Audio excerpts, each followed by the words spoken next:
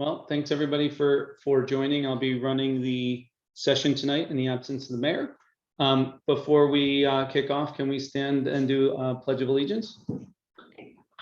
Pledge allegiance to the flag of the United States of America and to the republic which is stand one nation under God, indivisible, with justice for all. justice for all. for all. A moment of silence for those in need. Thank you.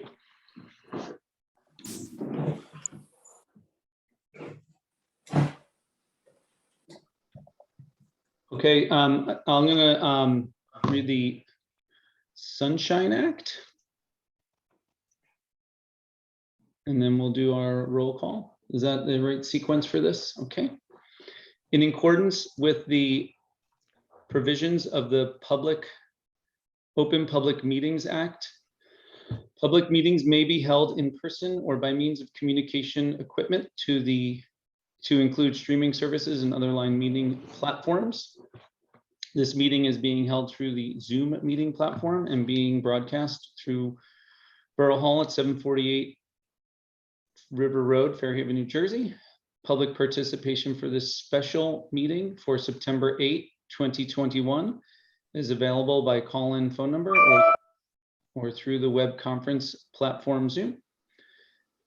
Members of the public will be on mute until it is time for questions and comments on the agenda, which will be announced at that time. The public has the opportunity to ask questions or comment by phone through the raise hand button and will be called upon at the appropriate time.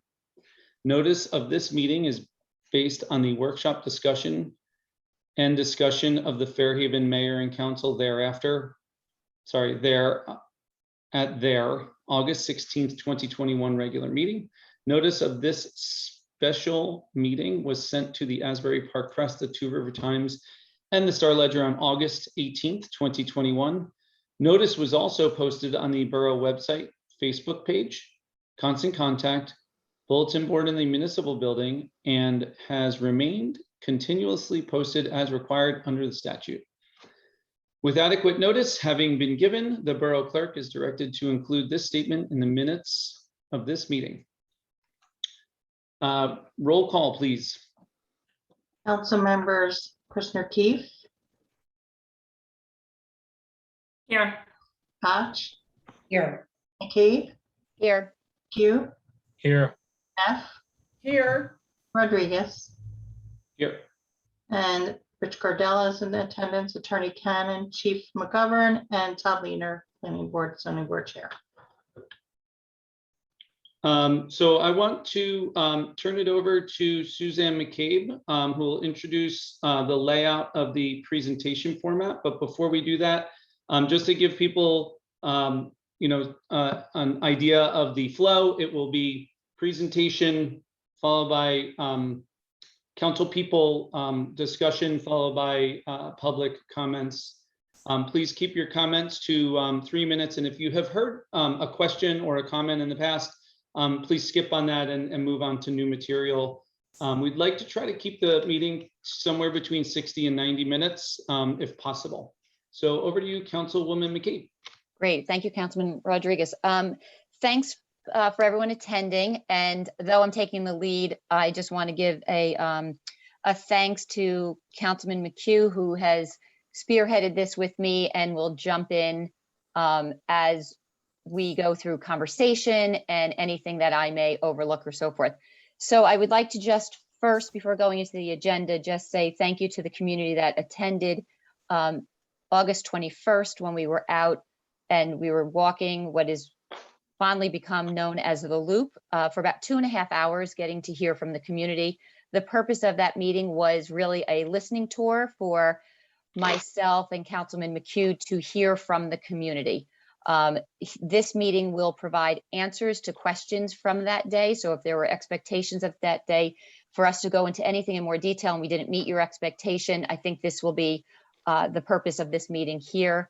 And you'll be able, as mentioned at the end of the presentation, to have your Q&A and offer any information. So thank you to the community for all of your input and the information to help drive this agenda. Councilman McHugh, myself, Teresa Casagrande, and our engineer, Rich Gardella, we sat and we did reflect and offer some of the questions that were brought up during that listening tour. So the focus of this meeting will, again, answer some of those questions. We'll start with the agenda where Teresa Casagrande will go through really just what the process is. How does the borough start with initiatives, and then what is that process as we go along? I think that was important because that answers a lot of the questions that came up. Then we're going to move over to Rich Gardella. Rich will walk you through really factual based, not opinion, it's factual based on some of the work around the project, clearing up some of the projects, some of the questions, as well as he's put a lot of time into, and he shared with us different options around the work that we're speaking about today. We'll then go into the Q&A for the governing body, and then opening it up to questions with the community. So with that said, Councilman McHugh, did I miss anything? Did anything you want to add before we kind of move forward so we can really get to the meat of the meeting? No, thank you, Councilwoman McCabe. I think you did a great job just Great. providing a great overview. Thank you. Okay, thanks so much. Okay, Teresa, the floor is yours. Good evening. For those of you who may not know me, I'm Teresa Casagrande. I'm the administrator for the Borough of Fairhaven. I've been with the Borough of Fairhaven for over 10 years. My function for the borough is to implement the ordinances and policies that are set by mayor and council. I'm also responsible for the day-to-day management of the borough. And I coordinate all of my department heads and professionals. And the main goal in that coordination is always to give the mayor and council whatever information they need to make an informed decision. Tonight, I want to speak to you about capital planning in general. We do have a very expansive approach to capital improvement planning. In so much as that it takes a lot of input and a lot of management over time. We have been working at capital planning in the Borough of Fairhaven for certainly longer than I've been here, but for the past 10 years, we've really focused hard on coordinating all the different factors that go into a good capital planning. In that regard, we monitor resources, we monitor needs of both the departments and the community at large. We have a long-range plan for spending. There's certainly a good deal of interdepartmental coordination between, finance and engineering and planning and zoning. We have contingencies for emergency capital expenditures, because they always happen. We cannot keep our capital resources so low that if a roof blows off, we can't repair it. We do a good deal in debt planning and management. And that is what ultimately impacts your tax rate. The goal in any good debt planning and management program is to keep your debt service steady over time. So not only are the capital resources spread out over not only the life of the resources, but are paid for by people as they use them over time. And we don't, if we could keep, that debt management spread out over time, and it doesn't spike the tax rate, you don't see that in your day-to-day tax bill as a large increase. We have obviously have to authorize debt, and that's done through a bond ordinance process, which I'll get into a little more down the road. And then once we need to, we issue debt. The bond ordinance process authorizes debt, but the CFO does not issue debt until cash flow requires her to do so. It'd be comparable to deciding you're going to put on a porch or a new addition to your house, and you wouldn't spend the money or borrow the money until you actually went forward with that project or you needed to do it to pay a bill. The capital improvement process, it starts obviously with initial planning.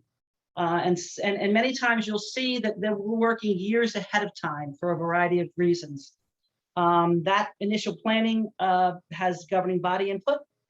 It has committee input, and we have various committees, from subcommittees of the governing body to other committees such as our facilities committee or a rec committee or other committees that are functioning within the borough that help us with that planning. We get professional input on multiple levels. We have governor body and committee review. Once we get that professional input, generally it moves from there to professional design. The professionals will revise those designs as needed, and that generally comes from input from the committee as needed. Eventually, when the committee is solid that something should go to the full governing body, we will have a presentation of the governing body.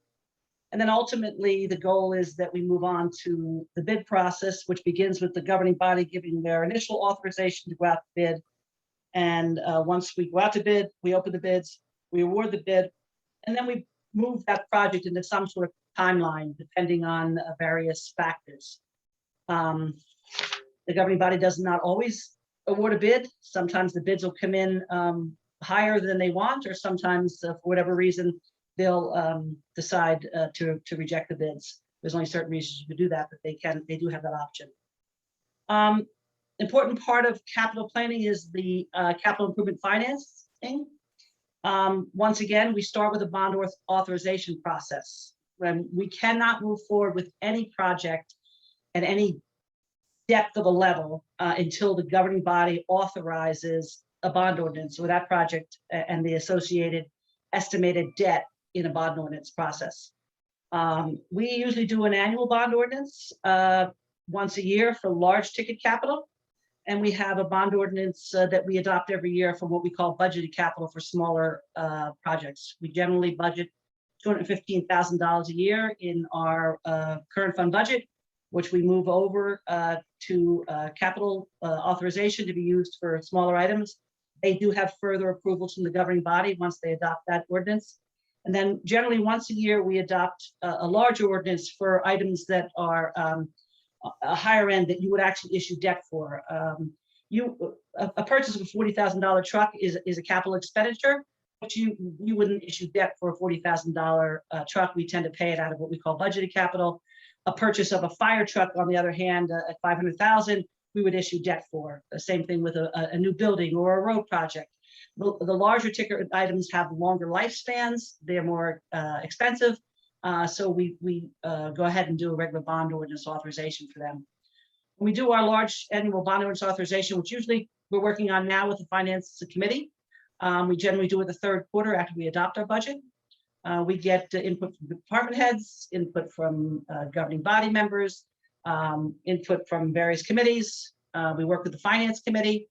And then once we take a look at what we want to move forward with the bond ordinance, we get input from our professionals, myself, the chief financial officer, our financial planner, and the bond counsel.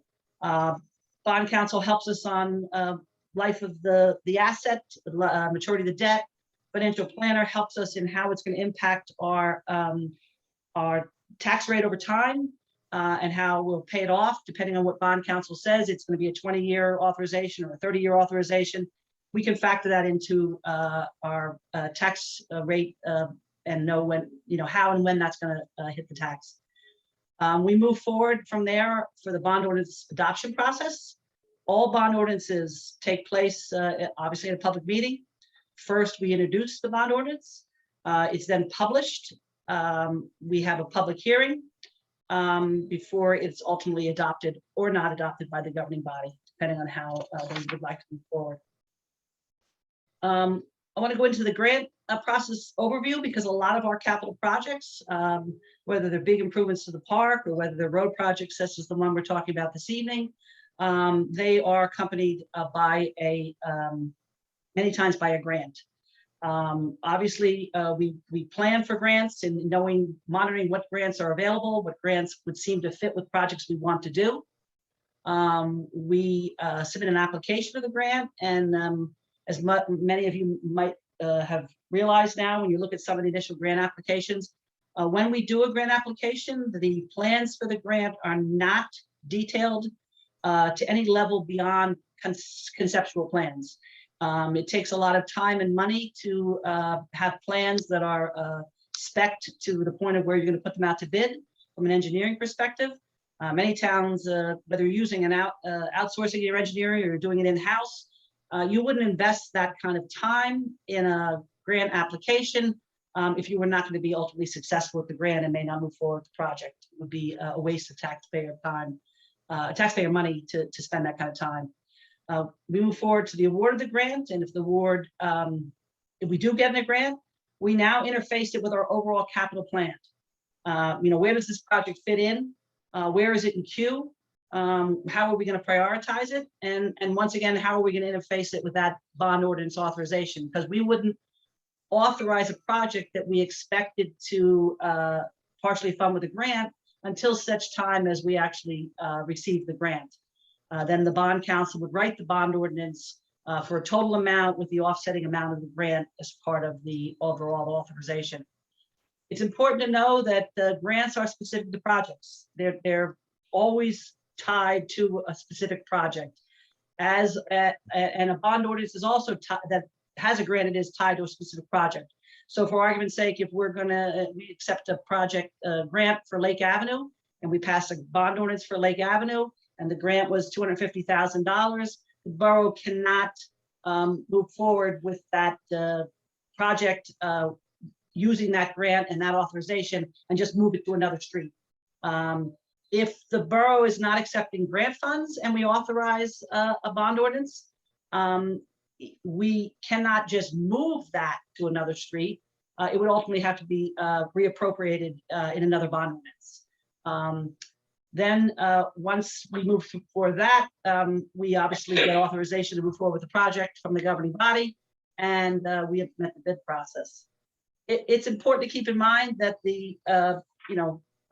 all of these actions that we're talking about that actually move something forward take place at public meetings of the mayor and council. I want to take you a little bit. I'm very proud of the next slide, and I don't take anywhere near the full credit for it. It's a culmination of a lot of work of the governing body members who have been actively working with my office for the past 10 years, certainly my department heads and Rich Gardella in his capacity as the borough engineer. But Fairhaven has received in the last 10 years, $4,819,279 total in grants. Of that total, $2,886,000 were NJDOT grants, and that money is funded solely through the New Jersey Transportation Trust Fund, and that comes from your gasoline tax money. It's very important, the investment in infrastructure, whether they're for projects in the park that we might have used open space grant money for, or NJDOT grant money. All of these funds help keep stabilize the tax rate, help keep the taxpayers from having to fully fund their infrastructure, which is very important. And it's a benefit, a big benefit to have that type of incoming grant money for the borough at large. Next thing I want to talk about our road projects, to give you an idea of road projects overview. This is important because it's important to keep in mind that at any given time, the borough is somewhere in the process with road projects. We're either overseeing a road project that Rich has designed, we're designing a road project, we're submitting a grant, we're moving something through the bid process. All of these ones you're going to talk about, we just nearly completed Baton Road. We have some small work to be done over there, and we'd have to close out the grant. Harrison Avenue, we're about 50% complete on. The drainage work is in.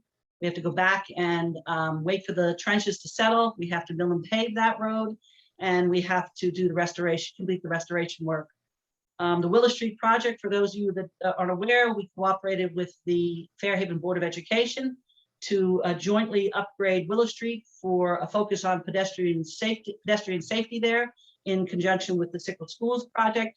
That project was fast forwarded by the governing body and moved to the front of our priority list in the beginning of the summer because we wanted to make sure we coordinated with the timing of the schools project.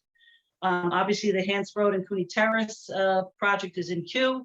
That bid would have to be awarded by 11/21/21. We have various drainage improvement projects that are in queue. We have various sidewalk repairs and 888 compliance projects throughout the borough that are in queue.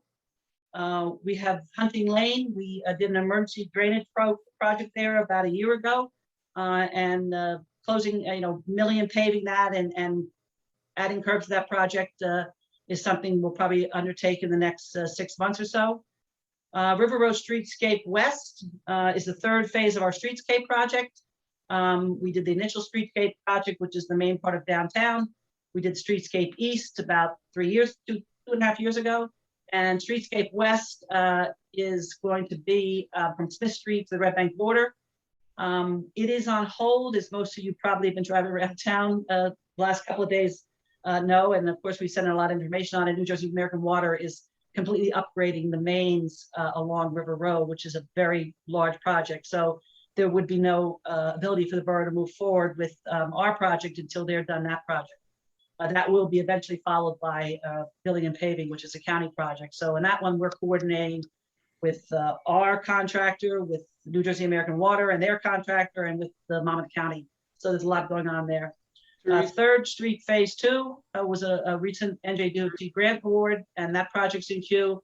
And the governing body just authorized us, and we have submitted a New Jersey NJDOT grant for Fairhaven Road Phase 1.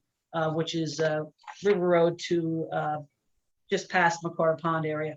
Teresa, how many more slides? I just want to try to, do you have a lot more here? No, I'm done. I'm now going to turn this over to Rich Gardella.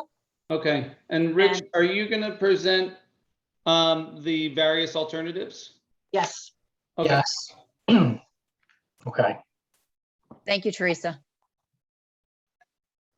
All right, good evening, everyone. Many of you know me. I'm Rich Gardella. I'm the Director of Engineering and Public Works. I serve as the borough engineer. I've been here nearly 14 years. Work with Nick Perchinsky. These are our credentials. Nick's our Assistant Director of Engineering and Public Works. He also handles a lot of the zoning day-to-day activities. He's also our floodplain manager. And once again, this is our information. One of the things I wanted to point out was, we've been at this myself over 25 years doing municipal engineering and planning. Not only am I an engineer, I also have a master's degree in city and regional planning from the Blaustein School. So when we go into design and project planning, we utilize these tools and our background and try to look at these projects, at another level. So one of the things I wanted to talk about, and obviously tonight, the main focus is the Hance Road and Cooney Terrace. The DOT grant calls it out as Phase 2. It's Phase 2 for this segment. A couple years back, we did from River Road to Lewis Point. And then this next phase is going to be from Lewis Point to Cooney, and then Cooney from Hance to Grange. But what I like to do is I like to look at our projects, and Teresa touched upon this earlier. It really is an element of a larger plan. This particular project ties into all these pieces I show on this slide. The River Road streetscape improvements that we've been doing, the traffic signal upgrade that was done by the county a few years back at River Road and Hance. I mentioned the one phase of Hance Road, but we also have to talk about the other phase that was done back in '06, which was actually from Ridge Road to River. And then obviously the upcoming future waterfront park improvements. And then the River Road resurfacing in conjunction with Monmouth County, and also doing the ped and bike improvements that we've been striving and working towards. So one of the things that we look at is, what's the history? How do we select a project? Well, back in '06, as I mentioned, we did the initial phase of Hance Road. In 2014, we did submit a DOT municipal aid grant for the entire length of Hance Road from River Road to Cooney Terrace. The scope of work was very similar in nature to the one today, but back in 14, the project wasn't selected by DOT. So then in 16, as part of the 2017 Road and Sidewalk Program, the governing body at that time authorized my team to design and bid improvements to Hance Road from River Road to Lewis Point. So that's that newest section from the traffic signal to Lewis Point Road. Then in 2019, we submitted the grant. That is the project that we're talking about today. Once again, it's a DOT municipal aid grant. We called it Improvements to Hance Road Phase 2, and that was from Lewis Point Road to Cooney, and it also includes the portion of Cooney Terrace, of which is from Hance to Grange. Now the grant, and Teresa touched upon this earlier, at a conceptual stage, you have to define a project scope. So as I mentioned in 14, we included milling and paving, curbing, sidewalk, ADA improvements, and drainage. That project was selected by DOT. We do have a pending deadline coming up in about 2.5 months. And that grant was in the amount of $350,000. That is the largest municipal aid grant awarded by DOT to the Borough of Fairhaven to date. So of all the grant monies that we've received that was on that one slide, from a municipal aid standpoint, $350,000 was the largest sum. And then in 2020, the governing body authorized the debt in that amount, adopting a bond ordinance, which was 2020-12, and that included $600,000 basically allocated for this section of Hance Road and Cooney Terrace, and then offsetting the revenue totaling $350,000. So the one thing we look at when we design any project, as engineers and planners and licensed professionals, we have design regulations, whether it's federal, state, local, county. There's guidance documents. So these are some of the documents that we rely on as professionals. So the first one's AASHTO. That's the American Association of State Highway and Transportation Officials. DOT, as part of this project, and all municipal aid and federal aid projects, I actually have to certify as the borough engineer that this project meets AASHTO. The next one is known as RESIS, Residential Site Improvement Standards. That's an administrative code by the state. Basically spells out your street hierarchy, the typical widths of a street, and sidewalks, and when development occurs. A lot of that's discussed at the board levels, but we also utilize that as a tool, when designing our local roads. And then you've got the ADA aspect, Americans with Disability Act. You've got the Fairhaven Master Plan. In the master plan, you've got a circulation element. In this particular case, Hance Road is actually called out as a major collector, along with Fairhaven Road and I believe Buena Vista. So basically the streets running north and south. And then many of you are aware of the Fairhaven Active Transportation Plan. That was done back in 17. That has actually been adopted as part of the Fairhaven Master Plan. So that's another tool that we have. And then the last few items here, NJDOT Complete Streets. That's an initiative that the state brought forward and Fairhaven endorsed. That was in about 2012, 2013. We adopted a local resolution basically stating that we are on board with a complete streets type approach. And And then we've got a few other things here, like the Borough Sidewalk Assessment Study. That was a document that was prepared by the prior engineer back in '06. So that was right before my time. I came in '07.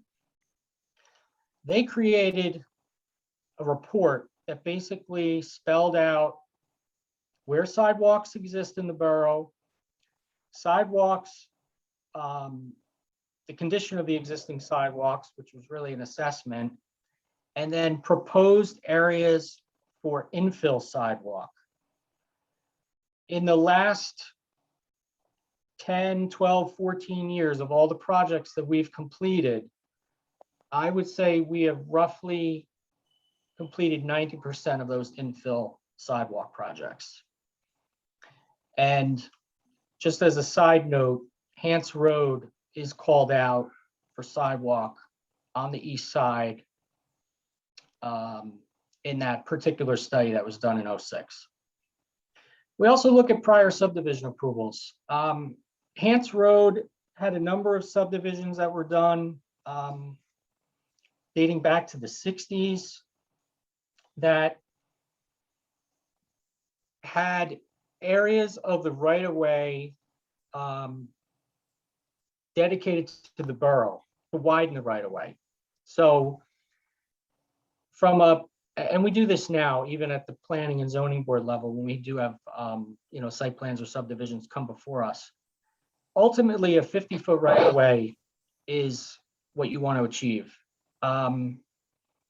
If you look back at some of the older subdivision maps, you'll see dedications that were given to the borough. So that's the point I want to make.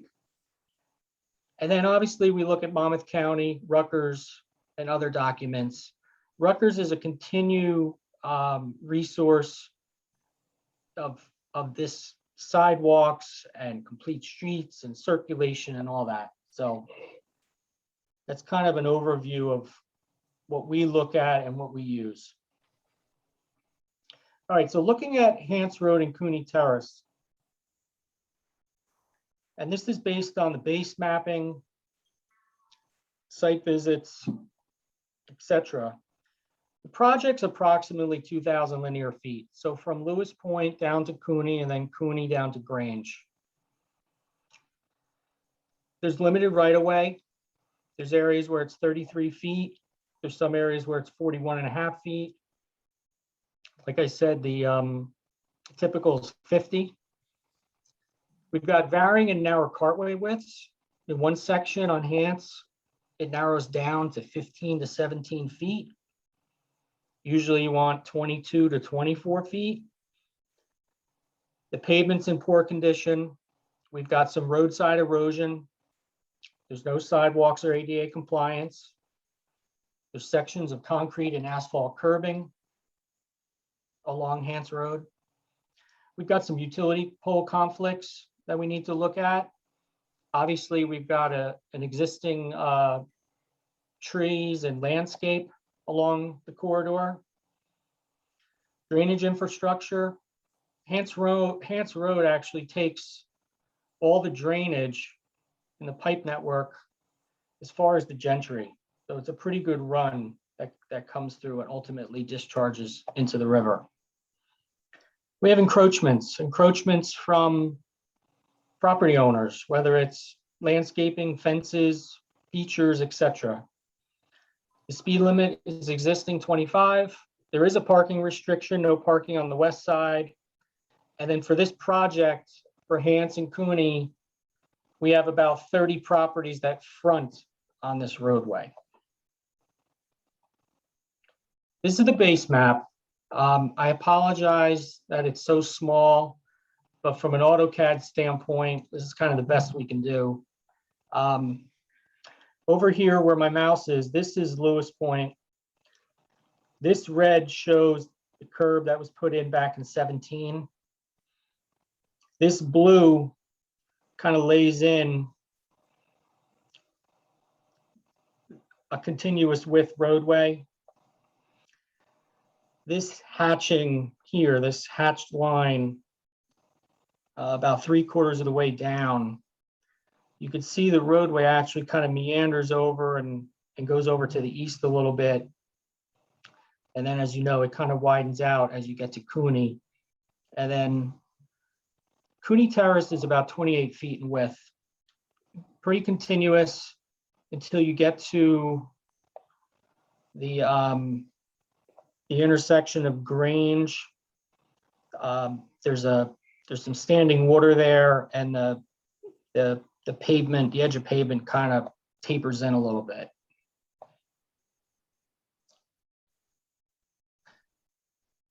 Well, once again, we want to look at what is the ultimate goal of this project, or any project for a roadway. Well, it's to improve the condition of the roadway infrastructure.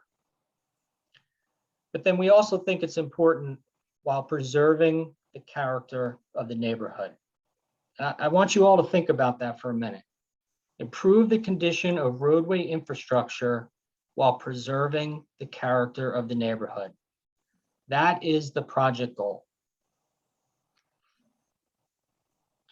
All right, getting into some of the design options. Now, from an engineering and planning standpoint, you've got traditional type design, and then you have another one which I call multimodal.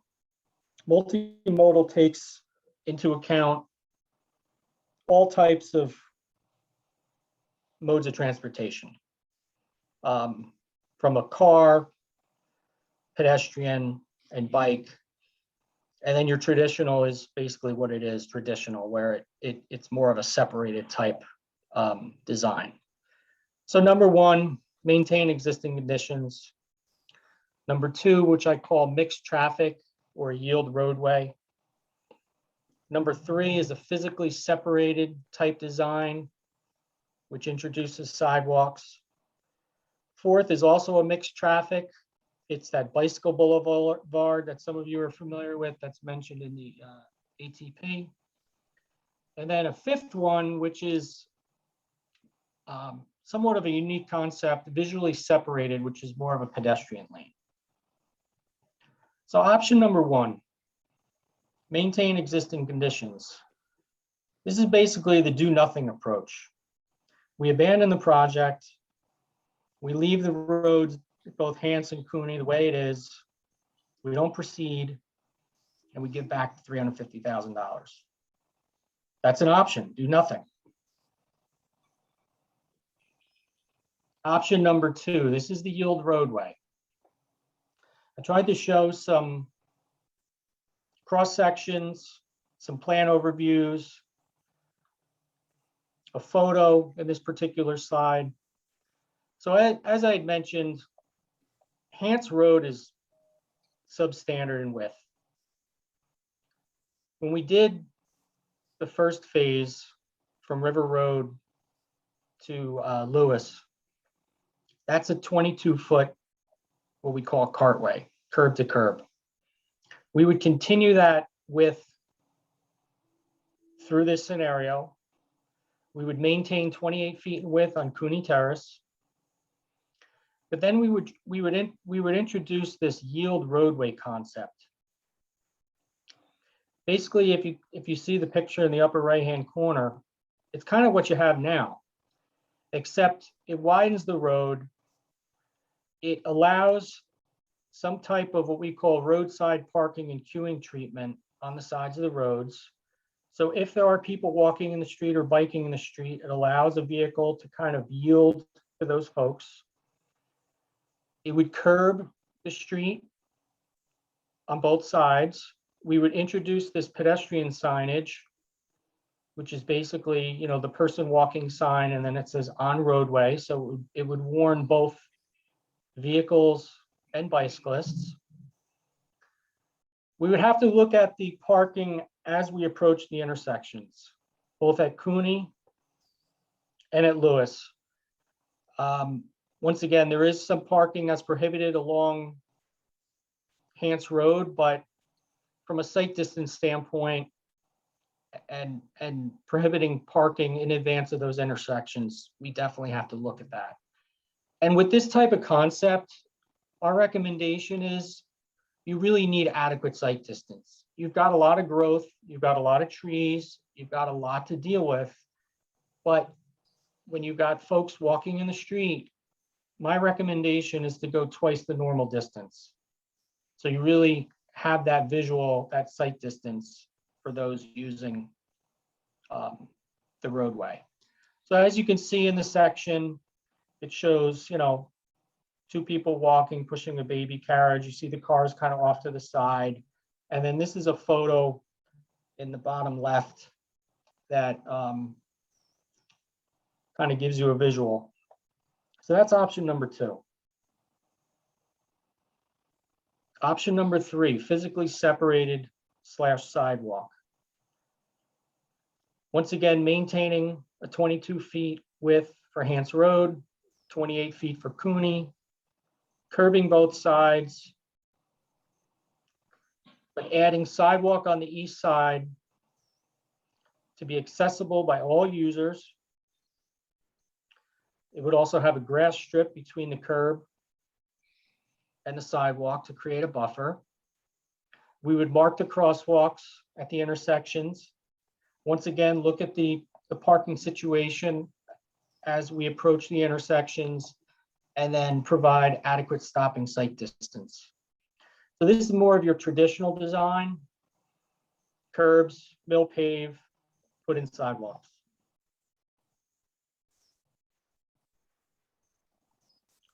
Option 4, your bicycle boulevard. As I mentioned, this was called out in the ATP, Active Transportation Plan. The design is consistent with the width. So you're 22 feet, once again, for Hance Road, 28 for Cooney, curbing. However, I want you to look at the section in red down at the,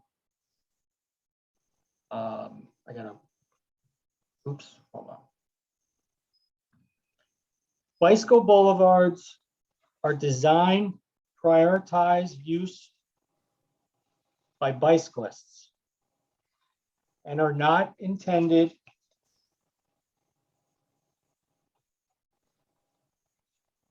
for use by pedestrians. Therefore, you need a sidewalk. So the bicycle boulevard would introduce a sharrow, marking crosswalks, the share the road type design, as you can see in the one picture here. But also you need sidewalks for pedestrians.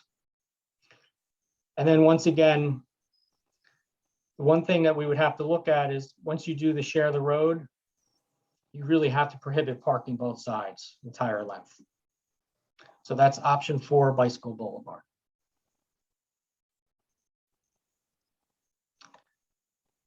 Option 5. This was the one that I said is a little more unique. It's a visually separated type pedestrian lane. It's basically on the asphalt. So this would delineate the travel lanes and the peds, except you need to make the road wider. So now, instead of a 22-foot wide cartway, you're looking at a 28-foot minimum, curb to curb. You'd have to stripe this pedestrian lane 5 feet in width with adequate markings, curb the road. We would put in a buffer, as you can see in this section, between the travel lane. It's basically a striped hatched area. And then once again, we need to look at the parking and sight distance at the intersections. So one more time, option 1, maintain existing conditions. Option 2, it's a yield roadway approach. Option 3, more of a traditional design, putting in sidewalk. Option 4 takes a page out of the ATP with the bicycle boulevard, but recognizing we still need sidewalks. And then option 5 is sort of this delineation of striping and markings on the pavement to separate pedestrians from bicyclists and vehicles. So with that, that concludes my portion of the presentation. And I want to pass it back to the governing body, and we can start our questions and comments period. Great. Thank you, Rich. If I can just add, first, thank you, Rich and Teresa. You went into a lot of detail. We talked about process, procedures, your design, regulations, data points that you get, prior governing bodies and input. I think it's also important for the council.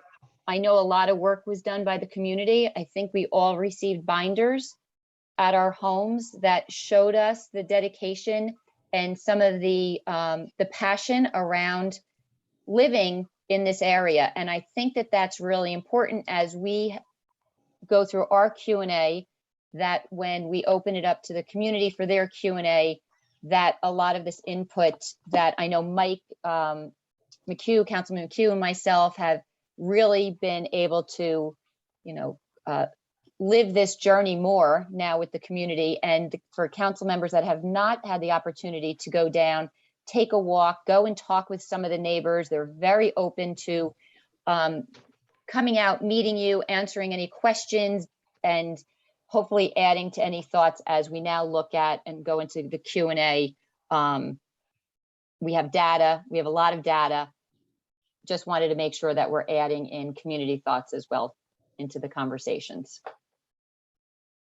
Are we able to ask some questions at this point? Should before we go into questions, you guys want to go around the horn and just and make any statements before we open it up for questions? Suzanne, I think that. Yep, I think that's. Go ahead. Sorry. Yeah, no, go ahead. Go ahead. I was going to say that was how it was explained, as we decided. So, Okay. the only statement I want to say is, if it's okay, I'll start. Sure. And then we could just go around the horn. Again. I'm sorry, Council President. Rich, do you mind pulling the screen share down? Thank you. I just wanted to say thanks for everybody's patience. I know there was a lot of information just conveyed and a little bit of a history and also some basics about bonding and grants, which some folks I think found helpful. So I just wanted to say thanks for putting all that information and time into the presentation.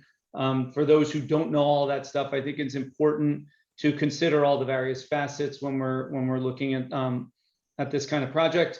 I've walked the loop a number of times, even before the conversation started about the sidewalks and generally redevelopment leading up to the pocket parks and so forth.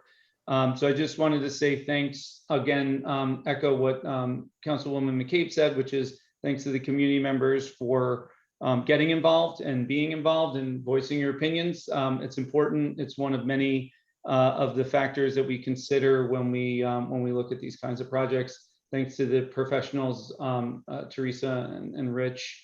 And I also know Chief McGovern had weighed in on a lot of these topics as well. So personally, I think that there's some issues with the cartway and the roadway where it gets down to 15 or 16 feet or whatever that number is. I'm in favor of, to the extent that we can, straighten that out while we're addressing infrastructure issues, not only at the end of the road with the terminus and the pocket park, but also, handling modern amenities like vans, delivery vans like Amazon or Whole Foods or whoever else is delivering, and then also the landscaping trucks, and then lots of pedestrians like myself and all the other folks that care about this community that are on the call, and all the kids who ride their bikes to the river or live there and need to get to school.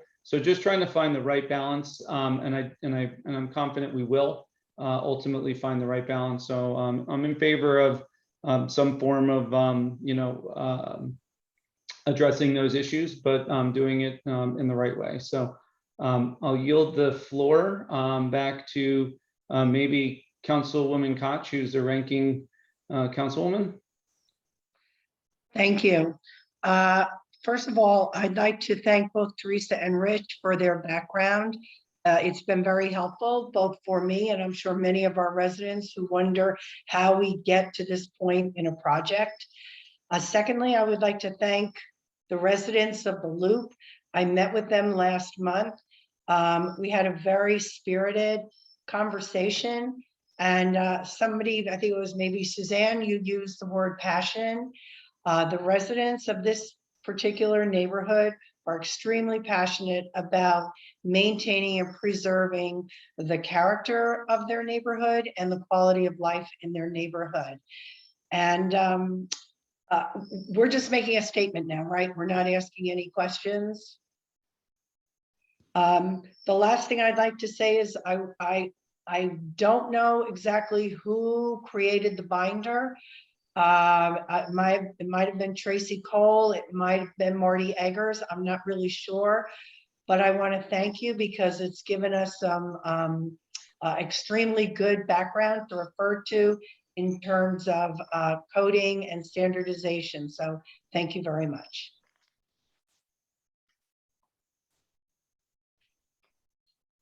Meg or Mike, do you want to go forward as the next ranking folks on the call? Go ahead, Mike. All right, thank you. No statement. I just would like Rich maybe to clarify a couple of things. The base map that you showed, Rich, with that light blue line, is that with the road width of 22 feet and showing no curves or anything, that's just a straight widening of the road to 22 feet? That delineates a cartway width of 22 feet. So it would either be edge of pavement or if we put curbs in. Okay. Another follow-up question. Mike, can you hold on questions just so that we can get everybody's statements out there and then we can move to Q&A? Yeah, I don't have any statements, so Okay, Meg. skip over. No, no statement. I'm glad we're here tonight to talk about sidewalks, and have appreciated the opportunity to walk with some residents and get lots of emails and feedback. So yeah, let's talk through the options. Lalini, do you want to, you have any feelings about this before we launch into Q&A? I wanted to say I'm happy we're having this discussion. I think this is extremely helpful, and thank you, Rich, for putting it together, and Teresa as well. I guess if I have questions, but if I do have to say anything, I speak my mind. I wish we had done this months ago. I think this is a very helpful discussion, and I see there are a lot of attendees that have their hands raised. And it's a good opportunity to really have a back and forth with the community. I guess what I would say is, clearly, this is a project that we applied for a grant years ago. It's based on the master plan, on the transportation plan from years ago. We want to make sure that we are doing things that are, in line with what the community wants and not in line with the needs of Fairhaven as a whole as well. So I think we need to combine those two goals, the goals of the community, the particular local community involved, but also the broader community. And I just think we need to have more of these discussions, and I think we should try to do them earlier so that the community can come in earlier, and we can have this kind of quality discussions earlier before we get to this situation that, we are gonna have to make some decisions. And I think people feel that it took too long to get to the point we are at today. So I'm not pointing any fingers at anyone. I'm actually very happy that we're here today, but I just wanted to say as a statement that going forward, for other plans, but I would like to make sure that we do a better job of outreach beforehand and are able to speak with the community to just make sure that we can, once again, bring all the perspectives together and come out with a balanced result. Thank you. May I add to that? Yes, please. Okay, thank you. Still a statement. So thank you. I agree with that. And we, as a council, can take action items as something's maybe brought up in, good of the borough, who owns it, so that we don't have that miss again. Hindsight's always 20/20.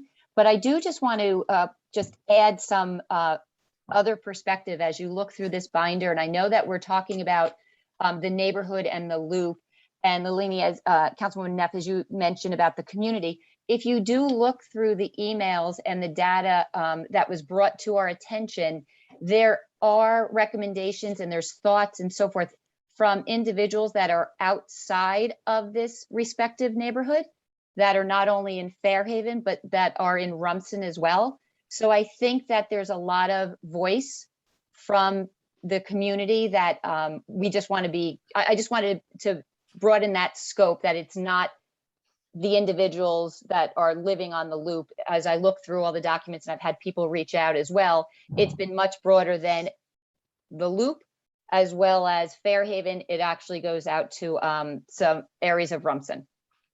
That's true. And I think it's important to just keep in mind that, we're all trying to do the best we can for our community, but as a council, we also have an obligation to consider all the needs of the Fairhaven residents on a broader scale. And I think Rich started explaining how when he's doing what he's doing and designing a road, he's taking into consideration the master plan, which was made with all the residents in mind, as well as the transportation plan was also made with that higher level view, the bird's eye view.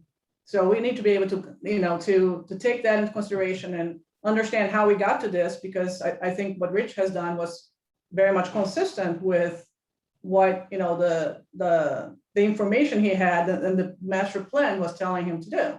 So I think it was very much done exactly the way it should be done. Other than, I would just say that maybe we need to do more community outreach beforehand, so that maybe we need to have a revision of our plan, the town, the way we look at our master plan, our transportation plan, to make sure that we're incorporating the community perspectives and see whether changes need to be done going forward. But that's for another day. That's not for today. I just wanted to say that, I really would like for us to work in a very positive and collaborative way with the community going forward, and that people can trust that we really want to hear from them. I agree. So do you guys want to go around robin and ask questions about the 5 options? And Yes. if And so, Rich, you may want to put them up if so. Yeah, I do have a couple of questions, and if I may start, one I think is related to what Councilman McHugh mentioned. Rich, is there any way you can, in a better way, explain to us visually what the impact of the 22 feet or 28 feet might be on hands? At least I'd like to, I will go walk down the street there. I've been there many times, but I'd like to understand a little bit better, how much are we cutting into the known road section today, as we do what you're, the 22-foot option or the 28-foot option? And I'm also very curious to understand what happens at that very end of the street, where it's really narrow and it's getting to the waterfront, where we also going to make improvements there. And I would like to really understand what your thoughts are on what should be done there.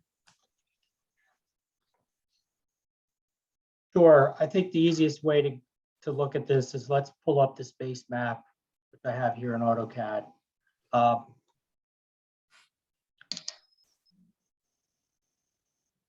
So starting at Lewis Point Road,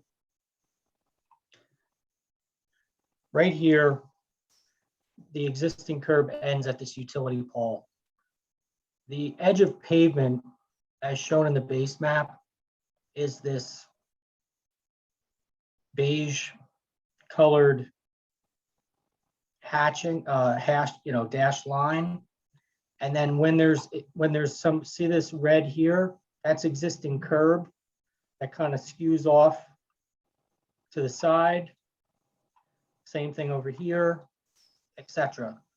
So what I did was, and we've done this, we've probably done, you know, a half a dozen variations here. You know, the first thing you got to look at is the right-of-way width. Like I said, the narrowest section is 33. And then as you go down the roadway, it bumps in here. So you've got 41.5. So the town essentially owns from here all the way to this area. The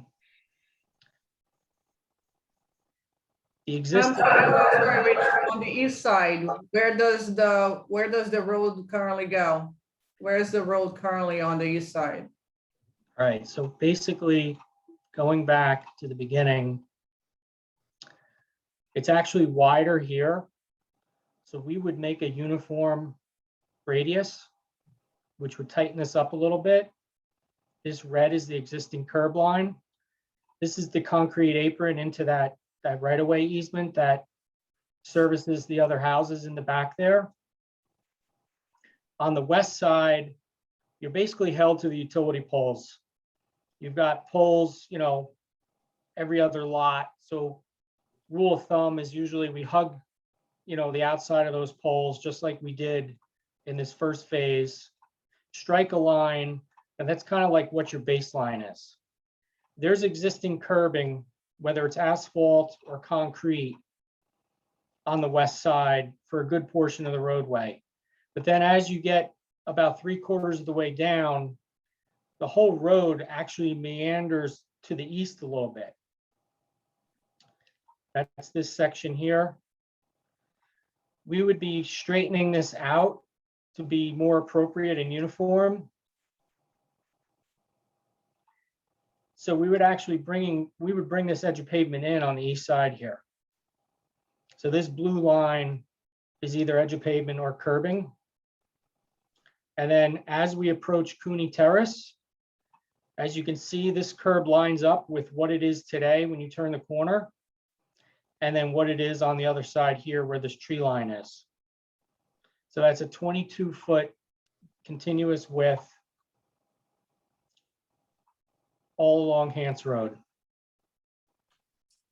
And what would happen if you went to 28? Where would you widen the road? On the east side? It would be on the east side because once again, you're dealing with existing utility poles on the west side. So this would be offset. We do have adequate right-of-way. As you can see, you've got this additional about 10 feet there. And that's that option 5. That would give you that 28-foot pavement width. Rich, if you had to go, if you went to 28 feet, you're talking about you're potentially taking up 6 to 10 feet of a homeowner's property that they've been landscaping and whatever. We would be within the right-of-way for the Hance Road Right. right-of-way. So you're always in the right of way, but you could potentially move in 10 feet, 6 to 10 feet, correct? On the east side? It would be, once again, this shows 22 feet inside curb to inside curb, Mhm. and then it would be 6 feet further. So yes, it would be on the east side in that area. But also remember, this is already asphalt over here because it kind of meanders this way. So I just want to make sure I understand it. It almost looks like you're taking very little out of either side of the street in terms of the residents losing much land on either, I mean, from what they have, what is currently there. It almost looks to me like the change is not that dramatic, or am I misunderstanding this? I think on the west side, looks Yeah. like that might be more of a change, actually. The east side may gain some land. Is that right? Yeah, in fact, these catch basins are actually set far off the existing pavement in anticipation of a future road project. So you can see where these are, and you can see my curb comes right through where they are. And the same thing here. In fact, we would be actually moving this one in and adjusting this one because the road tapers off so much in this area. Rich, can I just Yeah. clarify what we're looking at? The red, or looks red, pink, orange, something like that, dotted line That's edge is, of pavement, edge of existing pavement. okay, and the blue, the light blue is what you're proposing? Light blue is a 22-foot wide continuation, which is in line with the prior phase, which makes it a uniform roadway, which also Okay, and takes if into you- account, this existing edge here as we proceed north. And sorry, Rich, what happens at the very, very end where the park, where that entrance doors, the waterfront is, where we are gonna be making some improvements? That very end there, what's happening there? It sounds like, it looks like it continues to remain narrow. Yeah, it continues to remain narrow, and then I believe the plans are on the website. If you look at the Pocket Park plan, it shows more of a pedestrian walk up to this area, which is narrow in nature. So So we those would just trees turn- on we the would east side will not come down, Rich? There are trees right there on the east side, on that very net, when he narrows there at the very end. There is a bunch of trees. This is actually all being redone by the owner of One Hance Road, went before the zoning board, and they have an extensive landscaping plan. And their plan takes into redoing all of this. So we've been coordinating with them since day one on all this. They're accounting for the right of way. They've got some encroachments. They're actually looking at removing or relocating this utility pole. They've got a chain link fence that runs along here, kind of like off of this area. So they're setting everything back, and they've got a landscape architect that's designed everything. And they went before the zoning board. So that's another thing too, is we coordinate. If we know projects are coming in, whether it's from a zoning permit administrative standpoint, or even from a planning or zoning board standpoint, if we know we're looking at improving the infrastructure on a roadway, we're going to coordinate that back to that resident or that property owner. And in this case, that's what we did. Okay, and Cooney doesn't change, like, what changes at Cooney Terrace from what you, on that plan there? It's 28 feet to begin with, right? It's 28 feet to begin with, but then it meanders a little narrower, and then it kind of comes back as you get to Grange. So there's an existing drainage issue here. We've got ponding basically on every rain event. So we're going to regrade this and solve that drainage issue. And we've corresponded with some of the neighbors over here as well to let them know that, we're looking at doing those improvements. So once again, you're looking at about 2,000 linear feet for the entire run. All the way. Rich, can you go back up to the corner of Lewis Point and Hance, please? So just, again, I need to be more visual, as you've learned. So the blue line is the 22-foot wide continuum. Mhm, The red is the existing curb. So correct. hypothetically, in option number 2, what is from the red existing curb to the blue line if you were to do option number 2? Lawn. Yeah, it's sort of Grass.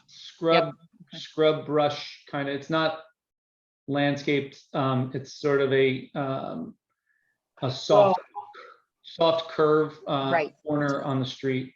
Okay. If there was a sidewalk to go in any of the options with a sidewalk, where would that sidewalk be placed? We would offset the back of curb and put an 18-inch wide grass buffer strip, Mhm. and then 4 feet of sidewalk. 4 feet. And that 4 feet of sidewalk then goes over the existing curb where the red line is? It would basically, your ADA ramp would start here and it would continue through. Yep. Thank you. Mhm.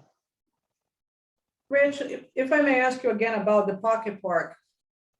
We are gonna be making some enhancements to that area and some improvements, and I think as a town, we need to provide safe access to the public, right, to that pocket park. Do these plans, number 2, number 3, 4, 5, what's the minimum that we need to do to provide adequate public access to that end of that pocket park? Or does the do nothing approach meet that minimum requirement? I'm just trying to understand what are our obligations in terms of ADA compliance or whatever else that we are supposed to accomplish when we redo a road that is leading towards a public area. What's the minimum that we Well, should do? what I wanted to outline was options 2 to 5, which basically takes the pedestrian, bicycle, and vehicle and you know, and it allows us to look at those different design options. There are 4 different approaches, but they do have some similarities. In so much that they maintain a continuous width on both roadways. And then it's really up to what features we go with, physical improvements. Once again, I highlighted it as one of the slides. Our goal is to improve the infrastructure of this roadway, but we also want to maintain the character of the neighborhood. And what I tried to do was portray and outline some options that can do that, and we can achieve that through our engineering and planning design principles, but also recognize, yes, it is an element of a larger plan. The pocket parks are part of an overlap to this plan. We need to marry the two together, just like we would with the streetscape projects or any other project we're doing within the borough. Option 1 is the do nothing approach. That's just leave it as is and put it on the 10-year plan, and we'll revisit it another day. But then 2 to 5 kind of spell out, and I could pull those up for you guys if you want to look at them again. May I ask you about, sorry. I was wondering if I could ask you about option number 4 again, the bicycle boulevard. Mhm. Does that envision a bike lane on both sides of the road? And is that why you said that there will be no parking allowed on either side? I'm wondering whether you consider the possibility of a bike lane that goes through the, I guess, loop that everybody's calling now. It goes, maybe one way only down to the pocket park towards Cooney Terrace and comes back through Grange. Let me pull that one up.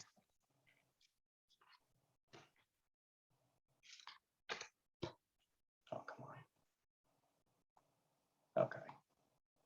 So this is your bicycle boulevard approach. It's basically share the road. You're going to put a sharrow on both the northbound and southbound travel lanes. And as you can see in the ATP, this is an actual snapshot. It shows a shared lane with a vehicle and a bicyclist. Okay, so it's not really a bike lane. I think that's why you're saying, because it's a share to begin with, there's no room for parking if we were to do that. Yeah, the narrowness of the roadway at 22 feet. I mean, in this case, they showed 21. 21, 22, you're about the same. But then once again, it's intended for bicyclists. It's not intended for people walking in the street.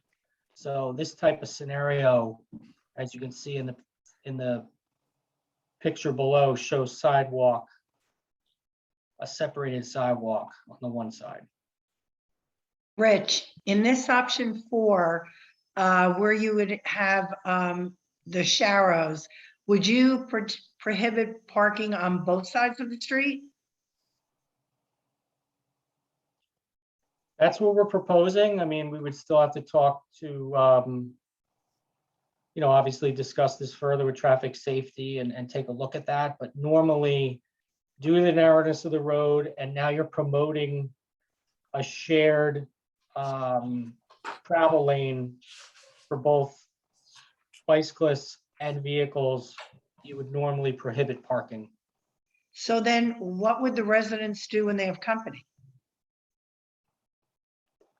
Once again, I'm just showing you an option, and that this is the result of that option. So we do have a precedent where we will be using sharrows on River Road, but not eliminating parking. We only ran the bike lanes that are, you can't park in a bike lane, but in a sharrow situation, there are times where parking is legal. And we just had that discussion, I want to say earlier this year, but I'm losing track because of COVID. It might have been late last year, but I think it was earlier this year, where we went forward with with bike lanes where there was no parking, or a couple of parking spots, and we removed those parking spots, and then put sharrows in just to raise awareness for drivers that the cyclists were going to be in the roadway there. But those sharrows don't go through the business district. They stop prior to the business district. That's not my understanding. We're still finalizing those details with the county. So separate project, but I think Councilman Rodriguez is trying to state that the cartway width on that particular project allows on-street parking in certain sections of that roadway. Where on Hance, due to the narrowness, you would essentially have to prohibit parking if we went with the bicycle boulevard approach. We would not, is what you're saying. We would have to prohibit parking on Hance. Right Is here. there such a thing as pedestrian sharrows? I know that is probably some other terminology where you raise awareness to the drivers that there are non-motor vehicles in the roadway, and that we need to share the road. But Option two. Option two, it kind of provides more of a signage approach. So it alerts users of that roadway that there may be people walking on the roadway. It almost feels to me like a do nothing approach. I mean, maybe I'm incorrect in the way I'm interpreting it. It's sort of like you do whatever you want. You can walk, you can bike, but I'm not seeing how that changes safety wise in terms of providing a safer passage towards people going towards that pocket park or, turning towards Grange. I'm not clear. I guess I can see the benefits of having the mixed yield roadway approach, but at the same time, it almost feels like we're missing something. Are we missing something if we do that in terms of safety? I think what you're doing is you're enhancing the width of the roadway to 22 feet. You're creating more of a uniformity. We're also looking at this, this type of queuing treatment, as you can see in the photo, in the picture there. And you're really bringing awareness to the users of that road.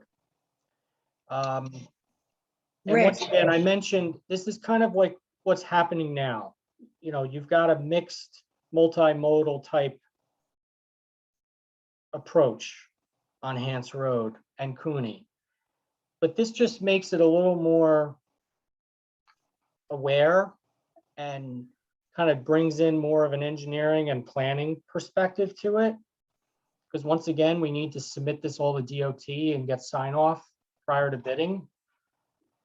And as engineers, we sign and seal these drawings. So we have to certify that what we're designing is in accordance with those regulations that we put up on the screen earlier, while also maintaining all the efforts in the various documents that we have at our disposal. Rich, can I jump in real quick? For option 4, can we do this without sidewalks and still adhere to the design regulations and guidelines? The concern with that is you're not providing a safe route for the pedestrian, because it's specific, and it's even mentioned that way in the ATP. It's in the bicycle section. That's why it's called a bicycle boulevard. And is number 2 safe for the pedestrian? Option 2?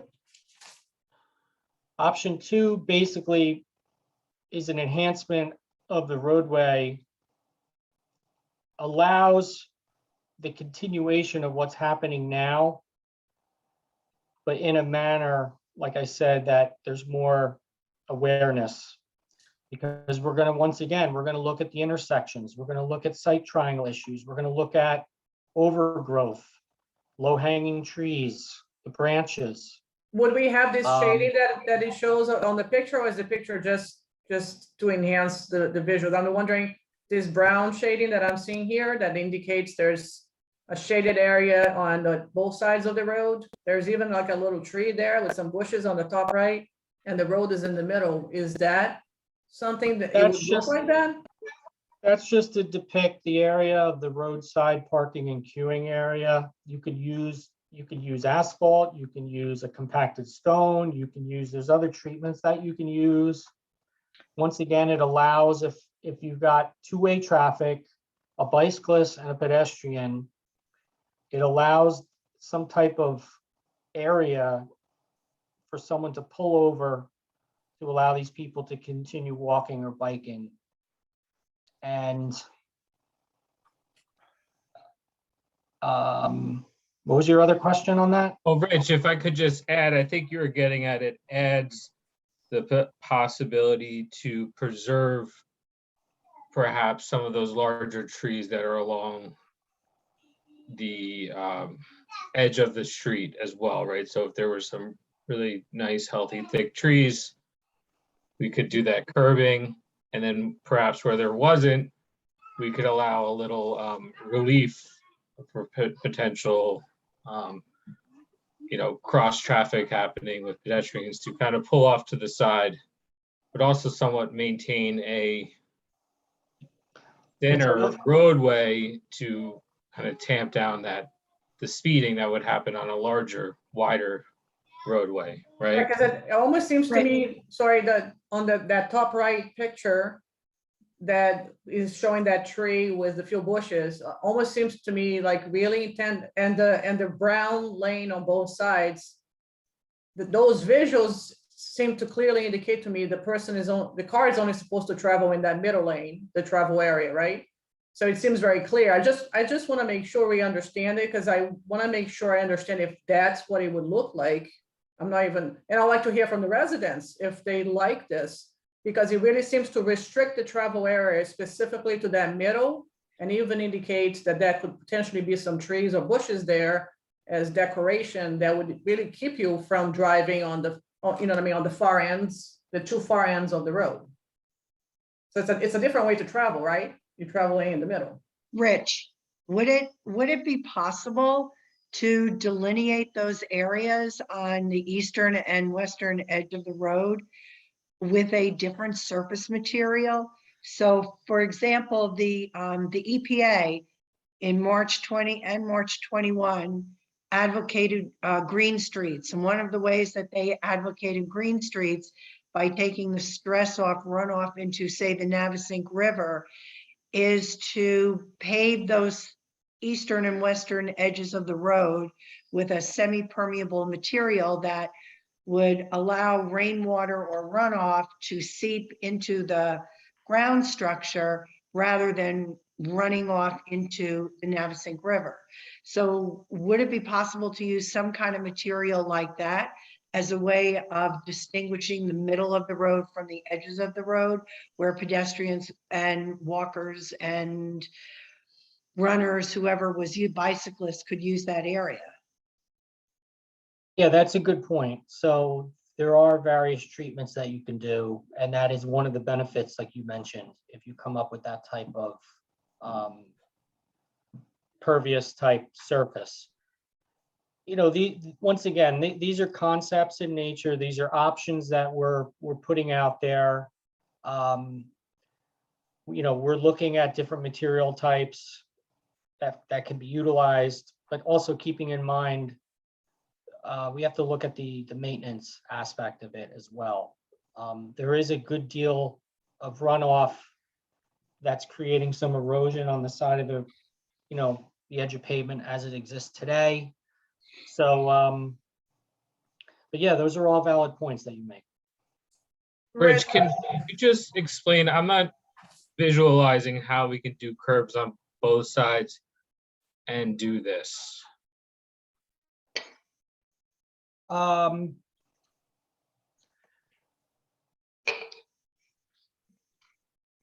Well, you would put in, we'd have to look, once again, this is from a conceptual design standpoint, based on these options. This introduces a different treatment at the edge of pavement. So we would need to look at how we would incorporate the curbing, whether the curbing would be the full run, whether there be segments of curbing. There's catch basins that are existing, whether we need to put some curbing, as we approach those catch basins, the intersections, things of that nature. When I say curbing both sides, that still needs to be laid out and designed accordingly based on this type of design scenario.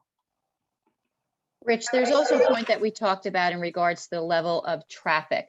For example, River Road would be a level 5, if I recall correctly, because of the volume of traffic.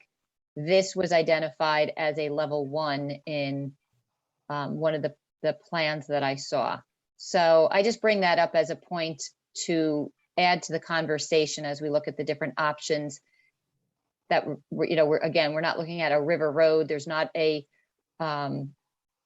it's not a through street traffic area when you're looking from Hans North to Lewis Point. So I just wanted to add that to the conversation as well. Mostly it's residents.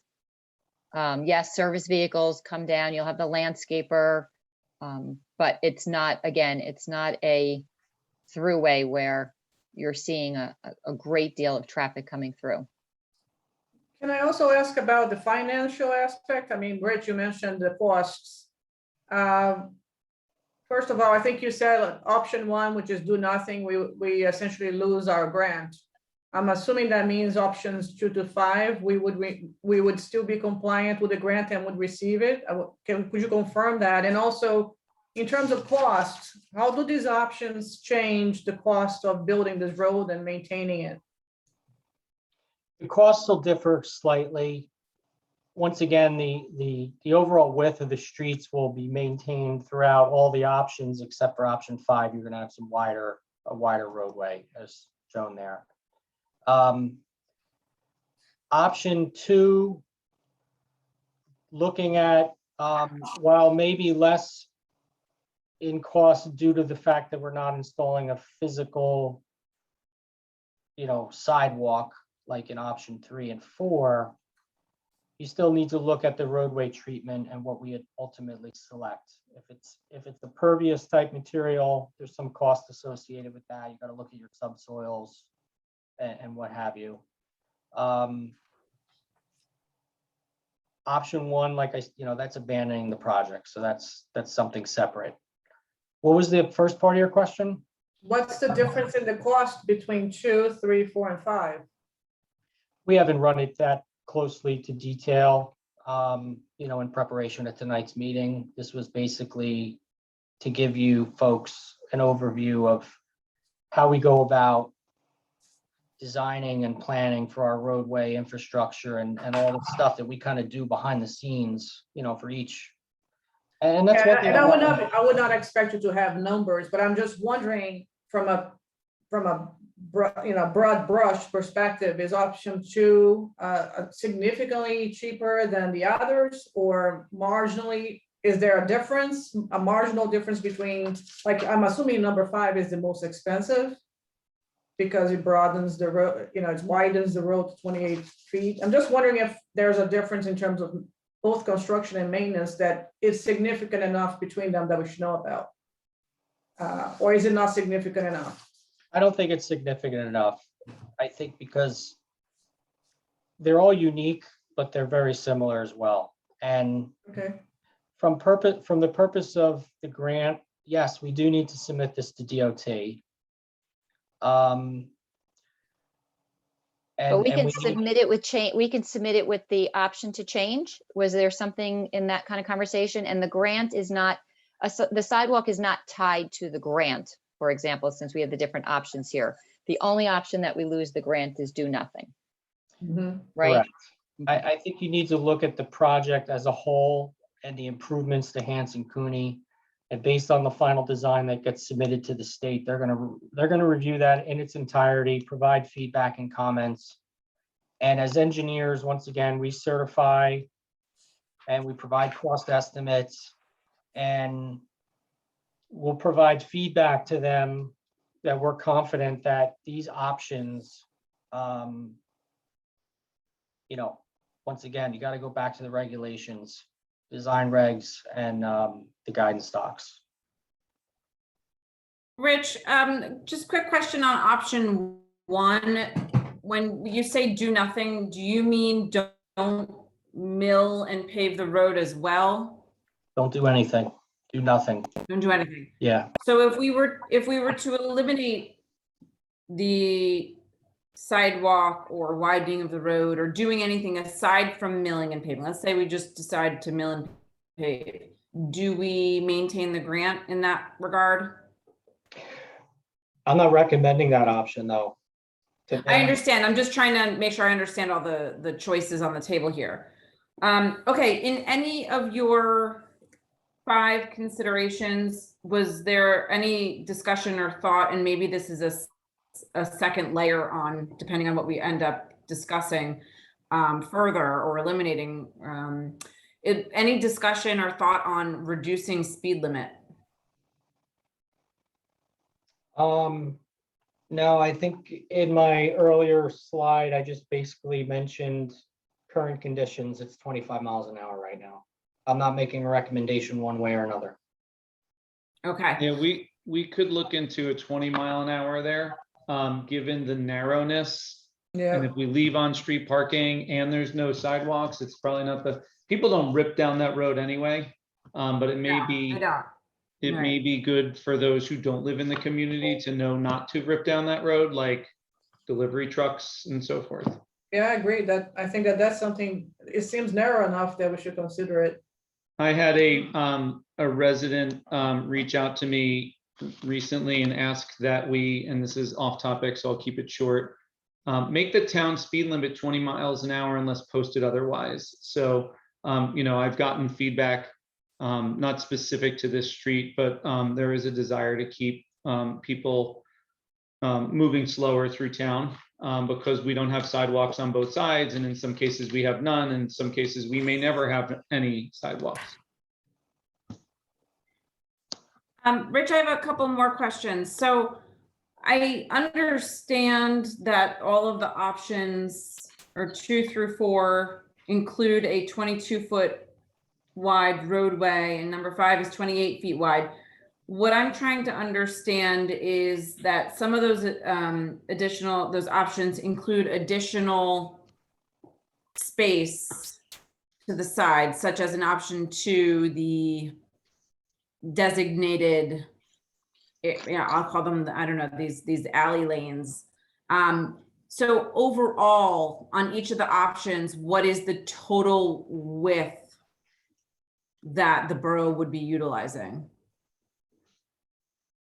Well, I think if you look at the cross section here, you see a travel area. It shows 12 to 20 feet is typical.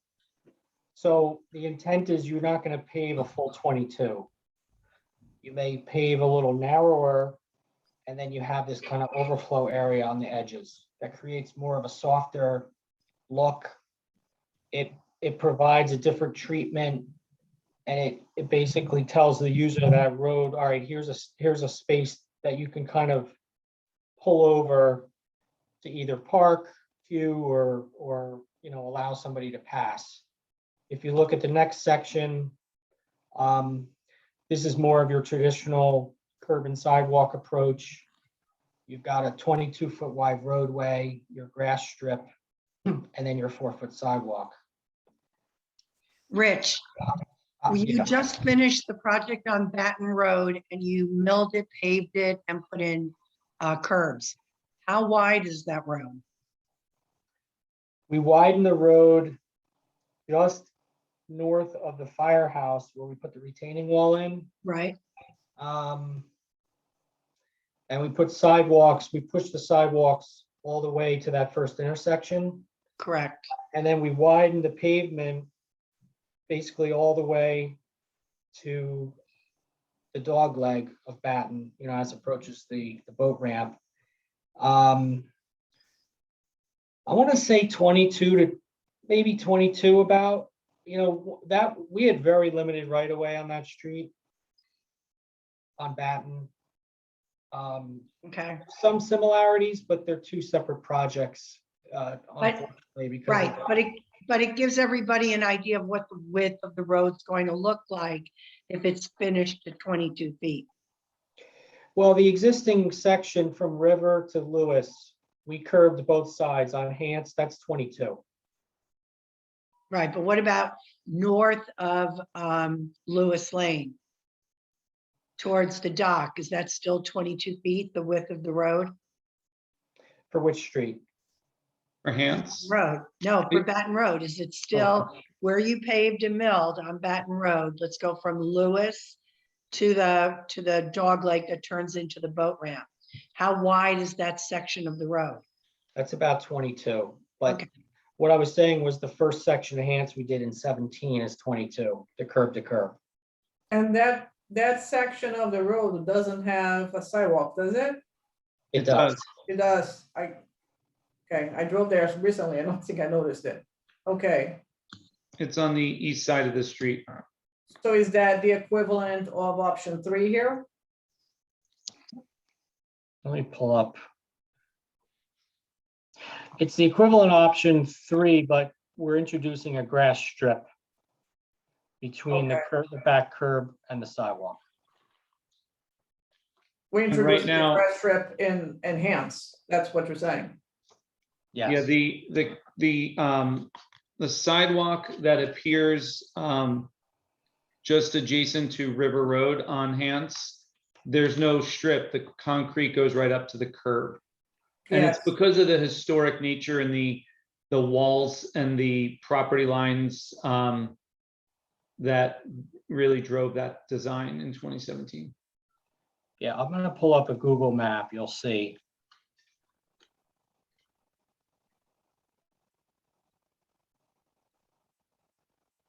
Hold on a sec.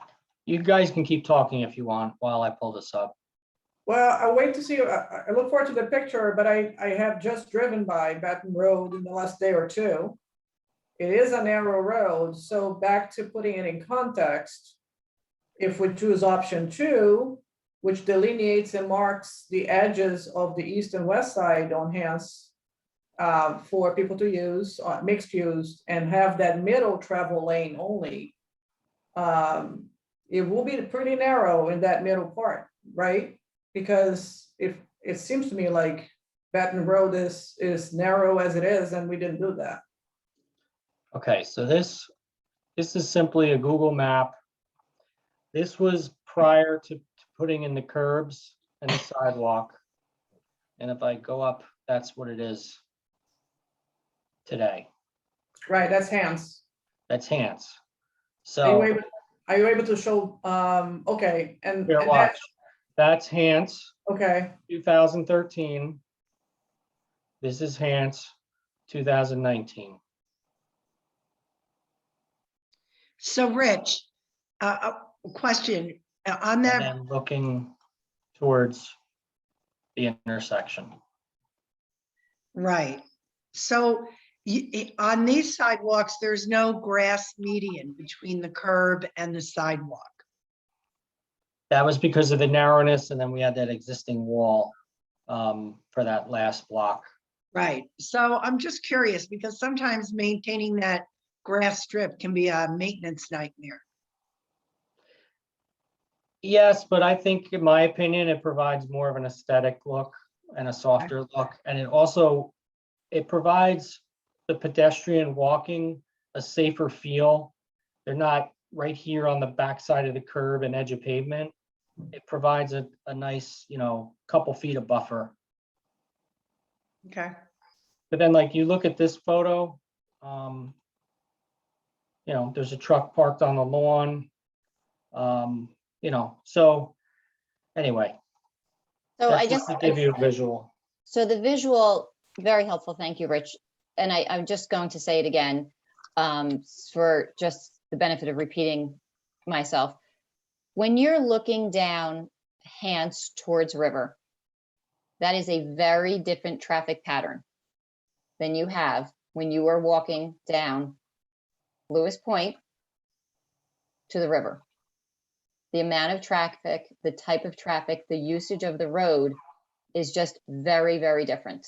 So I just want to keep that top of mind, that there's different utilizations of the roads. Batten is very, very different than Hance from Lewis Point going down to the river, regardless of the pocket park being built and, you know, the neighborhood. So I just You continue just to said think that- Batten? Are you talking about Batten or Hance? Because you just said Batten.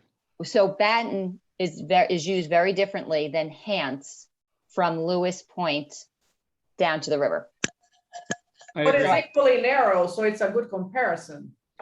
Well, it's a comparison, but I just want to stress also just the use of the road there. And Rich, when you started the conversation to talk about preserving the nature of the neighborhood,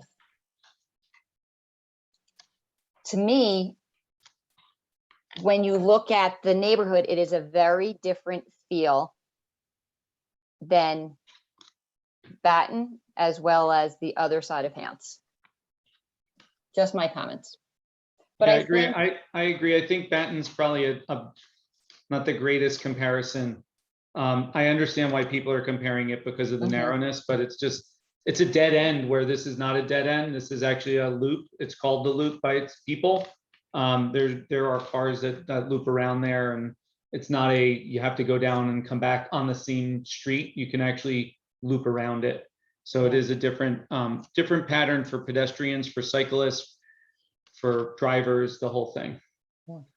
and I know that we have 55 participants on the phone that I'm sure eagerly awaiting. So I will I leave get it a up quick to point of Councilman Rodriguez. clarification.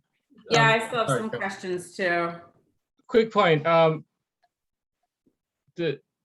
the comparison between Batten and Hance is, I've heard over and over again, even the Saturday morning. Rich, can you explain why we chose, or not we, but why the engineering department ultimately chose not to continue the sidewalks down Batten? I think, once again, as I mentioned, they're two separate projects. And we looked at those as two separate projects. Batten Road is a different type of roadway. We also had very limited right of way. So the ultimate goal on that one section north of the first intersection was to widen the pavement. The existing cartway width was extremely narrow. And as Councilman Rodriguez had mentioned, it's a one-way in and there's only the one way back out. It's not a loop. There's no circulation. So when you mix in some on-street parking, the occasional delivery, lawn services, piles of brush and leaves, recycling and trash cans, et cetera, the right-of-way didn't lend itself for the sidewalk. So we took it, we pushed it and redid it from River Road to the first intersection, and we worked with a handful of neighbors there because we had some extensive landscaping and driveways and other features to work with. And then we obviously worked with the neighbor on the west side where we had to put the retaining wall in and provide, a clear width for Batten Road in that portion. But ultimately, the decision was made to bring the sidewalk up. And then as you know, we turned the corner to continue the sidewalk down that other street as well. Right, so ultimately, the right-of-way prohibited the widening of the road and the addition of sidewalks to continue north, correct? Correct. Thank you. Yeah, just want to clarify my point. with Batten, it was just the engineering aspect that there's only one way in and out, not that, Yeah, I didn't want to characterize anything other than that. When you have a dead end and there's no other way to get out, and there's a landscaping truck or delivery or fire or ambulance or otherwise, that kind of concept changes what you can do on a various street. Just wanted to make that clarification.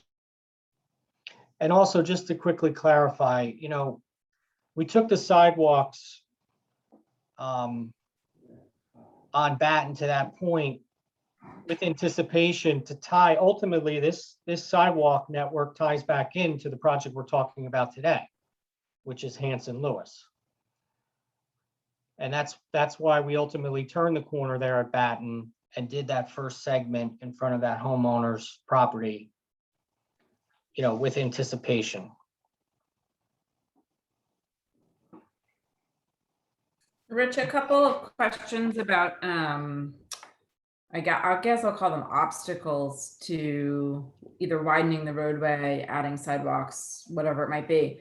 The telephone poles, is there an opportunity to have telephone poles relocated? And if so, how would that happen? Whose responsibility is that? What, is there a cost to the borough? Yeah, we identified 3 or 4 utility poles on the west side, closer to Cooney Terrace on Hance Road, that are in the way. The mayor and I have already met with the JCP&L rep. We walked the project with them some time ago with anticipation of this project moving forward. There's various utilities on those poles. It's not just electric. There's also Verizon and other communications. So once again, it's not unique to this project. That's a typical engineering type thing that we have to deal with when we do these jobs. In this particular case, though, there's no uniformity with placement of those poles. Yes, they're in the right of way. They're beyond the edge of pavement, but because the pavement is so kind of meanders in that area, when you come from Cooney and make a right onto Hance, that first pole is essentially where it's right at the edge of pavement as you're driving. So that's got to be coordinated, and that's just something that we'll do. Cost wise, I don't have a cost right now. Sometimes there's a charge. Sometimes, since the utility's in our right of way, they'll take measures to relocate. Those conversations are being had as we speak, though. Okay. And then, has there been any discussion, and maybe this is something that would come before a different team or committee, but any discussion of, I understand that as it exists, there's curbing throughout some parts of Hance, but not the entire length on both sides. And there are some areas where the pavement meets the grass. Has there been any discussion of, when you add in curbing on both sides, what impact that would have on runoff? Well, I'm assuming you're talking about where now, in some cases where there's no curbing, the water kind of flows off the edge of the road onto the, property on the side. And then it allows for more of a recharge type effect. Right. The challenge we have, though, is the way the road is sloped and currently exists. All the asphalt curbing that's out there, Public Works is installed at the request of those homeowners throughout several years. They've called because they've been fighting with this erosion. Their lawns are washing out, at the edge of the pavement. In some cases, people are parking, on portion of the lawn, which creates some erosion. So we've added, at the request of those homeowners, that asphalt curbing. And then there's a mix of concrete curbing, as I had mentioned earlier. The catch basins are set up to intercept the water throughout the roadway. And the challenge is some of the properties are lower than the roadway. So the runoff is essentially sheet flowing right onto some of these properties and taking the brunt of that. So the curbing would definitely assist with a lot of that. Right, so I guess the related question to that is concerning the runoff, how that would impact then the river. I'm imagining, and again, I'm not a professional, this isn't my area, but if if you have the green attached, that's abutting the roadway, you have water, it's filtering back to those green spaces. Whereas if you have two curbs there, it is now flowing straight down to catch basins, arguably, but also then the river if there is overflow or it doesn't meet a catch basin, for example. So I guess I'm just curious on those concerns for putting in curbing and, how do we account for that to make sure we're protecting our river waterways, especially when residents invariably will use pesticides, and we know that deeply affects our river. Yeah, as part of the pocket parks, we talked to our consultant engineer about putting in a stormwater treatment device. And once again, this pipe system that comes down Hance comes all the way from the Gentry subdivision. It picks up portions of 3rd Street. It takes Sportsman's Field and that parking lot. It takes all of Hance Road all the way to River Road. It takes portions of River Road that flow to the intersection at the traffic signal, and then ultimately flows down Hance Road into the river.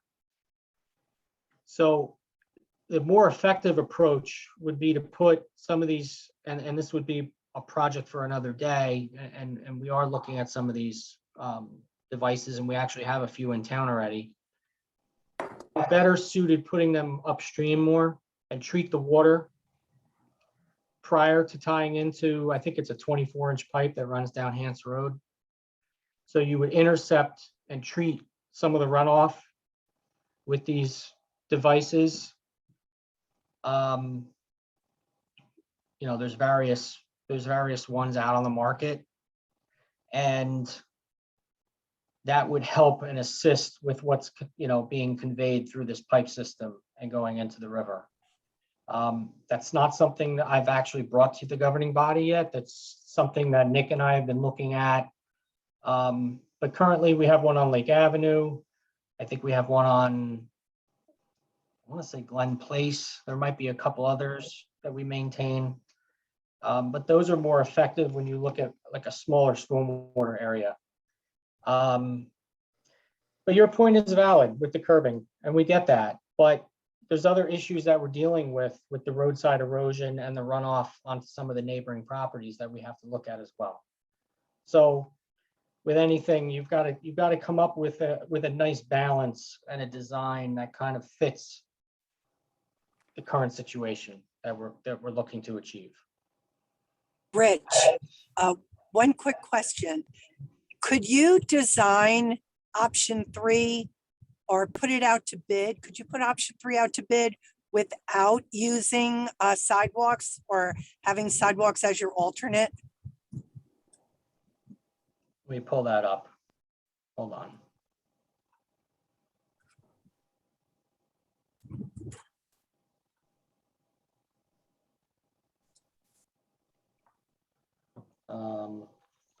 Option 3. Option 3 is once again that more traditional approach. And yes, we do have an opportunity if the governing body decides that we could put sidewalks as an option in a bid package, yes. what does that mean? I mean, does that mean we would not do the sidewalks? What it does is it allows a couple things.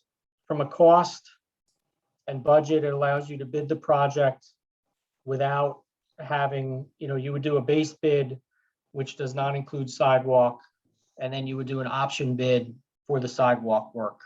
So then you have the option to award a base bid, and then depending on the price that comes in, you can decide whether or not you want to, fund the project with both base bid and alternate, which would be the sidewalk as well. The other thing it does is it allows you to essentially have a little more time to decide. I hate to put it that way, but that's really what it is too. There are times where you want to bid a project, but because of time restraints, you have to get it out to bid. And if there's still a few things that need to be worked out, it gives you a little more flexibility when you go to award the job. You get to pick and choose while also following the public contracts law. Right, but this council should make a decision on this soon, right? I mean, I would not want to see us kick the can down the road because we don't want to make a decision. Is that? I understand. I'm just saying that we're throwing to it be out able to there. though. delay our decision? I just don't think that that's what we should do. There's a ton of people here. And they are in the call right now. I think the council owes to our community to make a decision on this, whatever the decision is. I mean, I don't know, it might be just my interpretation. Option 3 without the sidewalks is the same thing as do nothing, right? Other than curbing, and other than just doing the curbs and milling and paving. Is that right? I mean, that it would essentially have no sharrows and it would have essentially have no sidewalk. So it's, is that Looks like correct? we would straighten it. The first bullet would be to widen to 22 feet. There are sections, when I walked it recently, for a completely different purpose, for a tree issue. The street was only 17 feet wide. And if you can imagine, a landscaping truck, which is about 10 or 12 feet wide, there was only 5 feet to get by. It was ridiculously tight. And that's assuming you don't park right up against the brush. So I think there's some stuff, this is not a do nothing option. And if we bid it out separately with the sidewalks, it also gives you more clarity into what, the curbs and the sidewalks and the paving, as a broken out set of line items would be. Okay, I mean, I can definitely understand the financial side of the benefits of potentially bidding separately. I just want to make sure, and I don't know what other council members believe, but I really want to make sure that we make a decision on this in the next few weeks. I don't think anyone wants to drag it out, but I don't speak for everybody here. I think we have enough information, and I'm looking forward to hearing from the community as well.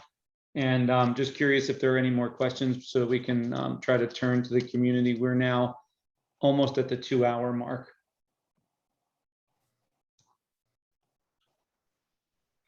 Are there any other council questions? Nope, I'm good. I just have a quick question. If any sort of, I don't know, maybe it wasn't formal, but if any sort of study or analysis what has been done with regard to the traffic, both in terms of vehicular, pedestrian, bike, up and down hands, or if we have a real grasp on, the way that it functions. I mean, I've heard from a lot of residents there. I myself have spent a lot of time there throughout my life, but I'm just curious if we have any sort of. Are you looking for like more the formal. number of cars or the number of people per day? What kind of information are you looking for? Sure, right. Just understanding the usage of that street. We're looking to make changes to it, or we're talking about changes and what that would mean. I'm just trying to get an understanding of how it's used, and do we have any concrete information on that? Yeah, I asked that question. Rich, you had the answer that we Yeah, don't. What we do, I'll let you Well, answer. the first question was, did we do anything? The answer is no, because on a project like this, we don't do a traffic count. We don't do a traffic study. But one thing we got to remember is it's an existing roadway. And as part of the grant, the scope of the work is preservation of the roadway. So we're not building a new street per se. We're making enhancements and tweaking things along the corridor. But the other side of your question is we have data at our disposal if we need it. Obviously, we have a traffic signal at the intersection. Monmouth County Engineering designed and installed that, so they have traffic data. We have information if we need it from our local level, those little boxes that you see, sometimes they're bolted to a speed limit sign. It says your speed is, they'll actually count vehicles. So, we have some tools that we could rely on, but once again, for this type of project, it doesn't warrant a full traffic study and analysis. Okay, thank you. That's helpful. Okay.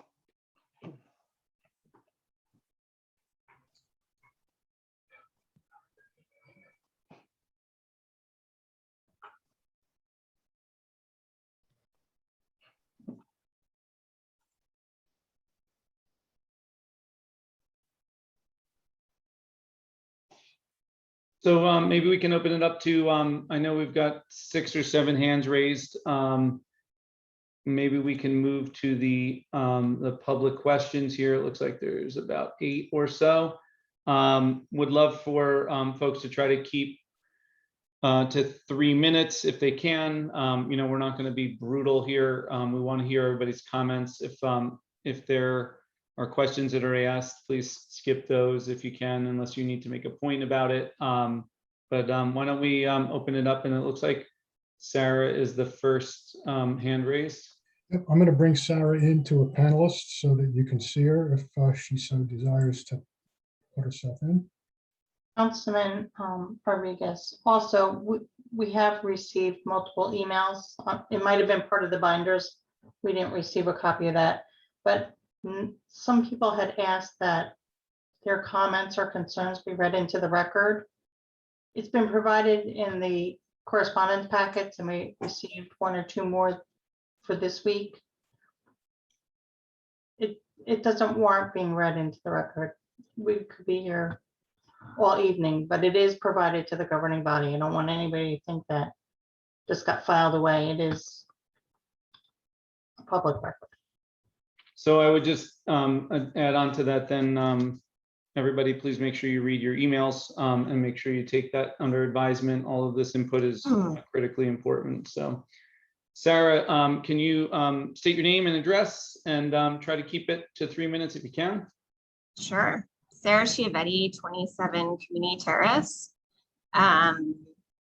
I think I'm going to leave some of the bigger picture community questions to others because I know that there are a lot of questions, but I just want to say that I see actually really big differences in these plans. And I actually also want to thank the council members for their thoughtful questions.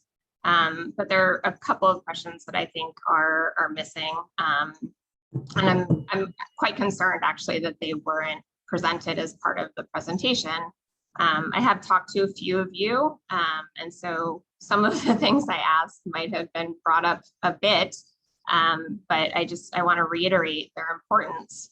I think the answer that we don't need a traffic study for a project like this is absolutely unacceptable for the people who live there. I don't think that you understand what the typical bike, foot, car traffic looks like at the end of the street. And I don't know how you can make decisions about sidewalks, whether they're embedded, whether they exist, whether they don't exist, without knowing how many people walk, how many people bike, and how many people drive down that street. The park is it's not a park yet, but it is very highly used. We see people down there all of the time. And I and many of my neighbors can tell you exactly how many people bike, how many people walk, and how many very limited people drive. We can also tell you the number of people in these groups. When we talked about the sidewalk that already exists south of Lewis, and I think it was mentioned how safe it feels, it doesn't feel safe unless you're a single pedestrian walking down that sidewalk. It really doesn't. There's no room for more than one person. If you're walking a dog, if you're riding a bike, if there's more than one person, it does not feel safe. So I don't know where that data has come from. I know we talked a little bit about the health of the river. I would like to hear more about that and how that is woven into these plans. But I just, you know, at the end of the day, I want to know that you guys are informed about how that street is used before you make any decision about sidewalks, no sidewalks, sharrows, whatever. It's a very different street. Comparing it to Baton is apples and oranges. I like Baton has the boat ramp, Baton has river rats. There's actually a lot more traffic down Baton than there is down Hants. And so to say that like Hants needs more safety measures than Baton does because you happen to have the right of way wider or not, to me is absolutely inane. And I really want the council to be careful and to be cautious and to be thoughtful about how that street is used, not just by residents, but by people all over Fairhaven and by people all over the county. This is not just, I don't know. Anyway, that's probably my 3 minutes. Thank you Sarah, very do you much. have any thoughts on the different options presented? Any ideas? I mean, I you know what the traffic pattern is. I mean, you saw several options presented. Any thoughts on, you know, I guess I would like to understand your thinking, given your knowledge of the street. Thank you for asking. And I do actually have some opinions on the different options, but I don't want to share them because I think that it's preemptive. Like I honestly think that what I want before I tell you what I think is right, I want you all to understand what traffic down that street means, what it means to me, what it means to the people who live there, what it means to other residents of Fairhaven, and what it means to people outside of Fairhaven before we make a decision about any of these 5 options. Because, you know, I do have preference one way or the other on some of the 5. However, I just don't think that we've been given the right information. And I'll admit, like my information is observational, right? Like I see kids go down that street every day. I think we provided in the packet to you pictures of just the other day, there were literally like 10 kids on bikes, skateboards, scooters, someone walking their dog. And it's a shared road by many that we have to understand what this means. It's like, it's a very lovely boulevard, for lack of a better way. It's not a throughway. I know that we're calling it a loop. That doesn't mean that people are like running around the block. It's effectively a dead end, right? People go up and down the street. People don't go up and down Cooney to like race from one side of the street, from Grange to Hants or one or the other. It's a quiet neighborhood and people use it well. And I don't want to say 1, 2, 3, 4, 5 until I know effectively what all 5 of those mean for traffic, what all 5 of those mean for trafficking cars, what all 5 of those mean for bicycles, what all 5 of those mean for pedestrians, what all 5 of those means for groups of pedestrians, what all 5 of those means for groups of bicycles, for little kids, for big kids, for me, old people, whatever. And I can't say which one is better because I don't think that we've been given the information that we need to make that decision. Sorry. Much appreciated. Thank you. I think we've got to try, I know we went a little long on that one and it's important to hear people's voices, but we've got a few that are in queue here. Mr. Phillips, I think, is the next one. I'll be bringing him in. Here he goes. I think you're still on mute. Welcome. Yep, thank you. Good evening. My name is Keith Phillips. I'm at 71 Grange Avenue. Couple questions. I understand there's no data on the number of pedestrians, the number of cars, the number of people that actually use the roads. Is there any data on the number of accidents involving a car actually hitting a pedestrian or hitting someone on a bike? That might be a chief question, actually. Hey, Chris. Yeah, I don't, we have, I mean, I haven't gone and looked, but you know, I've been here a very long time. I don't recall any. About the only accident I recall on Hans is that somebody went straight there at the end of Cooney into the river. But I don't know offhand of any bikes, pedestrians hit there. I'm not saying it didn't happen. I just can't remember any happening. I understand, but can you say with a fair degree of confidence that it's not necessarily unsafe as it is, and it's a hot Well, spot for accidents or kids getting hit with like cars? I can say I don't recall any serious accidents down there. Without, you know, going back and actually looking, I don't recall. I've been here 34 years. I can't remember any serious accidents. Like I said, the only one I can remember is somebody drove into the river that one time. Yeah, on the Cooney That there. must Other have than been a I fun can't, one. yeah, I other than appreciate I that. can't really remember any pedestrians or bicycles hit off the top of my head. Yep, I appreciate that. I think that's an important piece of data as we're considering enhanced safety measures. One more quick question, because I want to be perfectly clear on this. You mentioned widening the road a number of inches, and then you mentioned with the installation of sidewalks, I believe you said it would be 18 inches for a strip of grass, and then you said 4 feet of the sidewalk itself, right? So that in itself is 5.5 feet. Let's assume at the widest part, we're going to widen the road 6 inches, which is probably conservatively spoken. So effectively what you're saying is we're taking up 6 feet. Is it safe to say that any tree, piece of landscaping on a resident's property would be eliminated for that 6 foot, area? And if you could maybe pull up that picture of Grange where we're looking down it from river, and if you could point out specifically the trees and landscaping, they're gonna be eliminated. I could answer it this way. I'm assuming you're directing that to me. Anytime you're adding sidewalk on a roadway that doesn't exist, you have to deal with existing features, whether it's mailboxes, landscape beds, driveway aprons, trees, shrubs, bushes, all that stuff that's in the right of way. There will be an impact. I can say that, yes. So to be clear, just to be clear, anything from the edge of the road 6 feet in will be eliminated to accommodate the sidewalks. Is that correct? It would not be eliminated. So what we do is when we put sidewalks in, we work with each homeowner. So if there's landscaping beds and various features that they have on their property, even sprinklers, irrigation, etc., our contractor and myself, we work with each homeowner to restore that type of stuff. As for a tree, if there's a way that we can go around a tree, you can literally put the sidewalk in and go around a tree if we've got the right of way to preserve that tree. And that is consistent with the projects we've done throughout the borough where we've added sidewalks in several years. Understood. Thank you. And then just maybe a final thought on well, actually one more question. Is there any plan to do this on Grange? Is that in the plan anywhere? No. Okay. Range is not part of this. Is it in the master plan though, anywhere in the future? Not that I'm aware.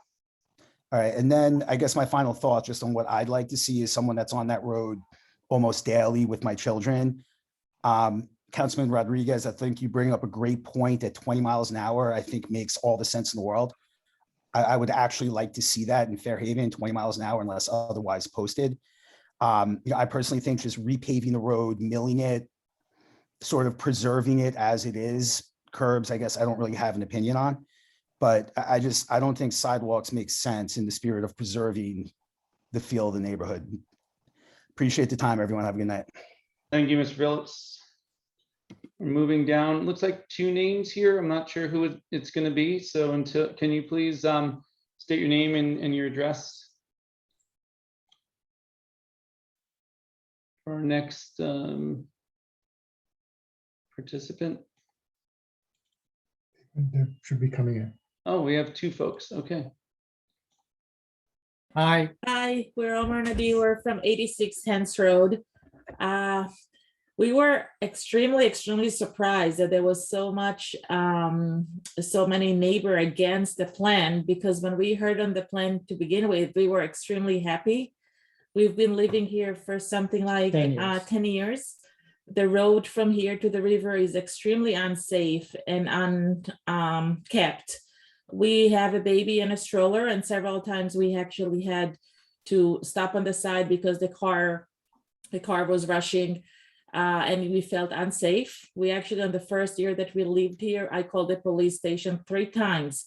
And they came and essentially they told me there's a lot of teenager here we cannot really control. So they're doing a little bit more rounds in the area. But I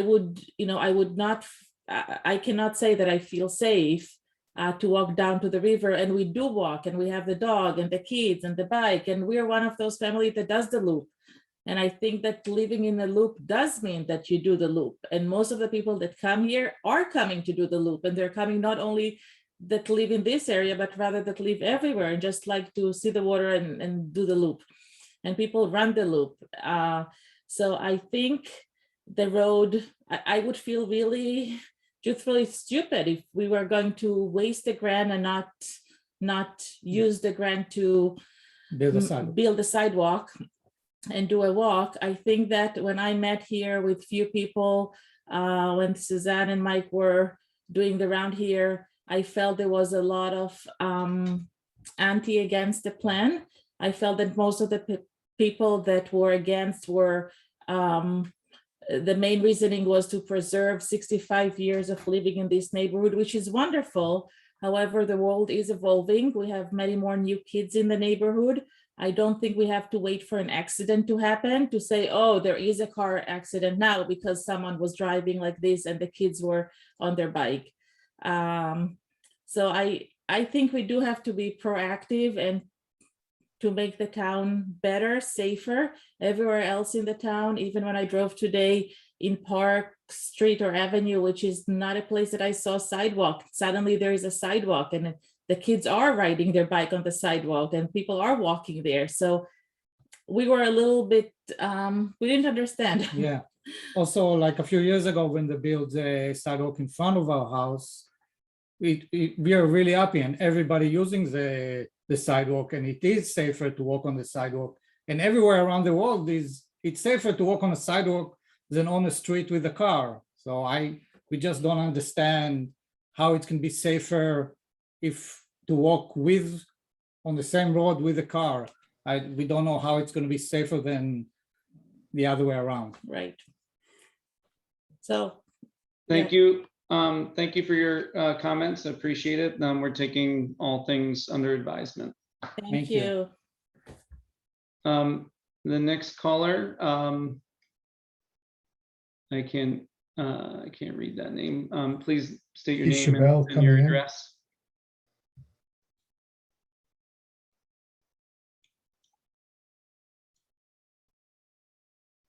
Should be coming in. I don't know why they're not. Looks like Tisha Bell doesn't want to come in. Oh, let me try another one. They got two. Oh, Tom. Yep, Tom's coming in. There he is. I think that was the same caller. Yeah, I think so.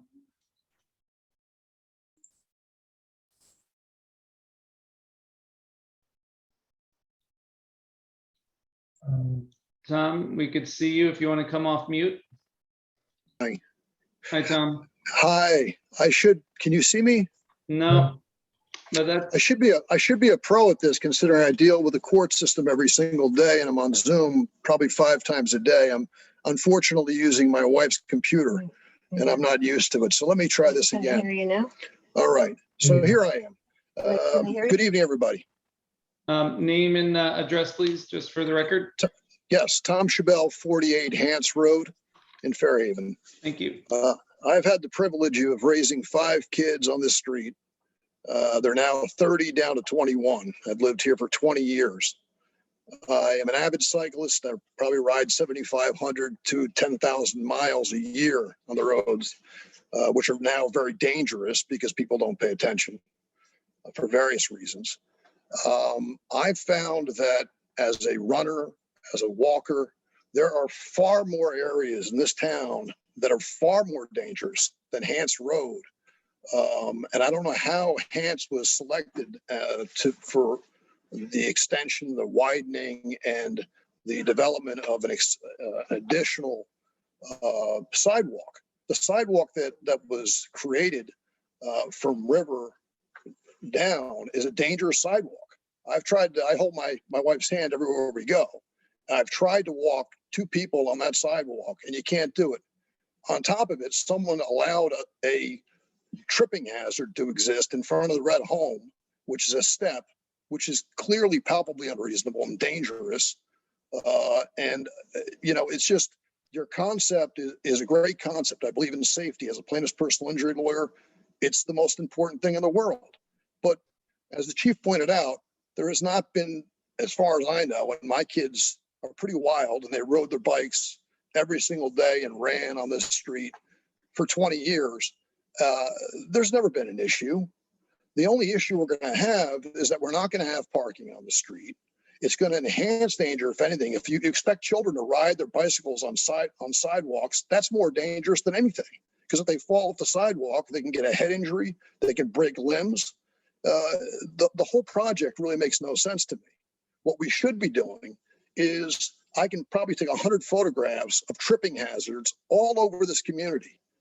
And I thought about doing it for your benefit. But if you walk the streets, as an engineer, you know the ASTM standards, you know the ANSI standards, you know the DOT standards, you know the ADA standards.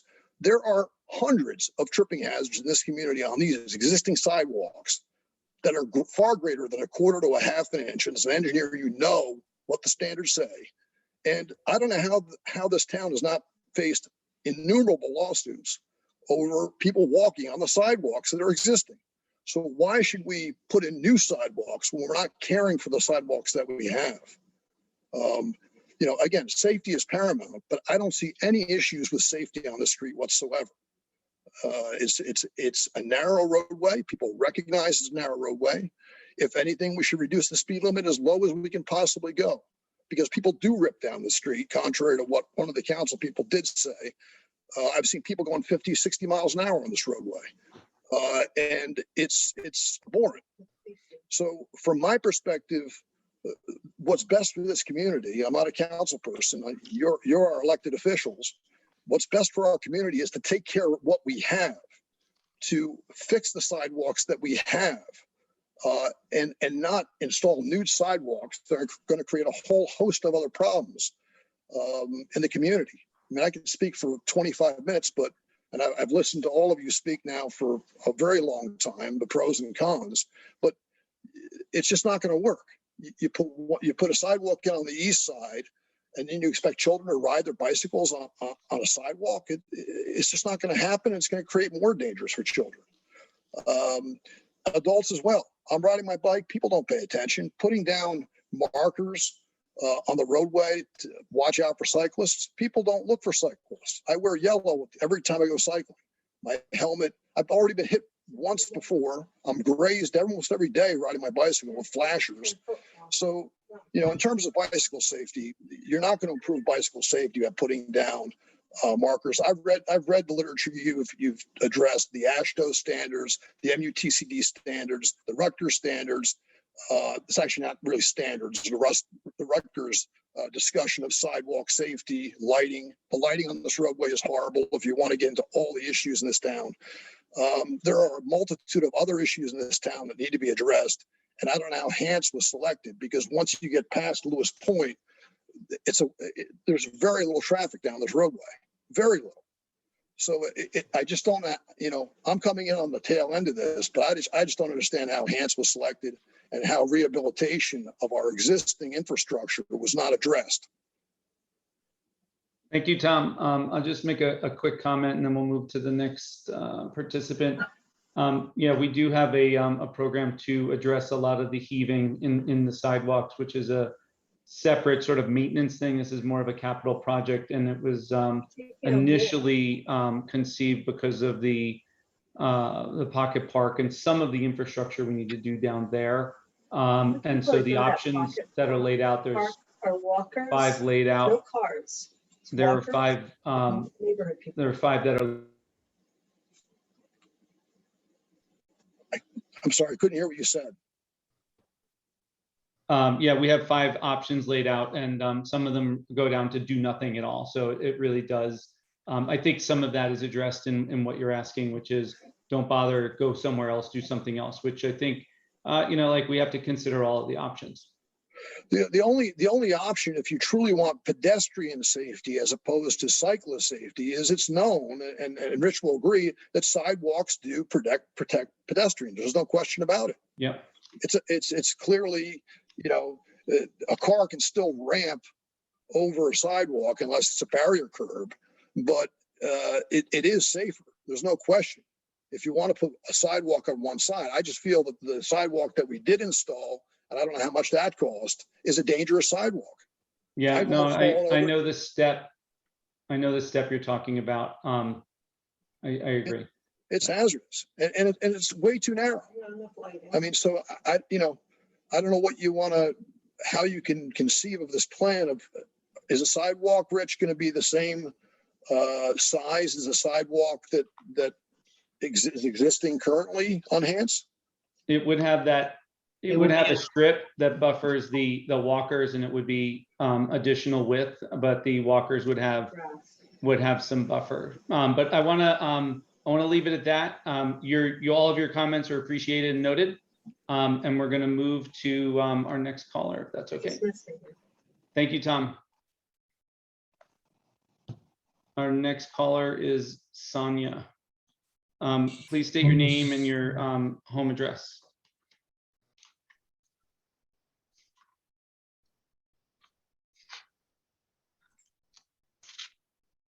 I think you're still on mute. You have to unmute yourself. Hey guys, thanks so much for this lively conversation. I have a few quick questions. One of them is name and address first to start. Sonia Trombino, 10 Brookside Farm Road. Thanks. My first question is for Rich. One of the things that I don't think that we've heard from you is how old these roads are. Do they need to be repaved? What's the life of the roads that are there that are in question? This existing portion of Hance Road hasn't been paved in many, many years. So as I walked you through the existing conditions, not only from a base map standpoint, but also, physical site visits, you've got utility trenches, you've got cracking, you've got, of the asphalt, you've got ponding, you've got washouts along the edge of pavement, etc. So it does meet the requirement for a mill and overlay. Okay. So if we do nothing, when would those roads be repaved? We would just have to plug this back into our capital plan for later years and revisit it. Okay, I don't have a specific answer. Okay, so it's not like it'd be planned for any time in the future, in the near future. I think ultimately, the governing body would have some say in that, but from our standpoint, it would just go back into it would just remain on the list. Okay. When that happens, I don't know. Okay. And then my other question, and I don't know if this is also for you, is around the borough sidewalk assessment. If the last one was done in 2006, would it be possible to have another one done? It just seems like such a long time ago, and it sounds like this is a very timely thing that we need to be doing now. Well, it's 15 years, as I mentioned. We've done quite a bit of work in the last 15 years to achieve, whether it's the infill, fixing some of the, we've been doing these micro projects where we're taking care of some of the, damaged sidewalk and curb, sporadic areas throughout the borough. We're continuing efforts with our road program. Actually, for this year or next year, we've got some, the Gentry's always been on the list. The historic district, namely Fairhaven Road with the brick sidewalks. So those projects are, they're earmarked to get completed. And that's more of an if and where directed. But do we have a plan? Do we have a plan then of when those are going to occur and what needs to actually be, what's in the queue? We have a plan as it relates to what's been authorized to bid for the current road and sidewalk and drainage program. So the two streets, which are substantial amounts of work, the Gentry and portions of the historic section. We've been picking away at some of the other areas in the last several years. But can we get a larger view of what all these sidewalk needs are?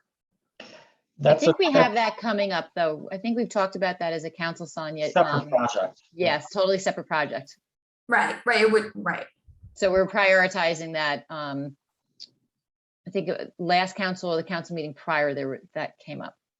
Okay. It's also important to point out that when that project was sent out to an outside engineering firm in 2006, it went to T&M Engineering.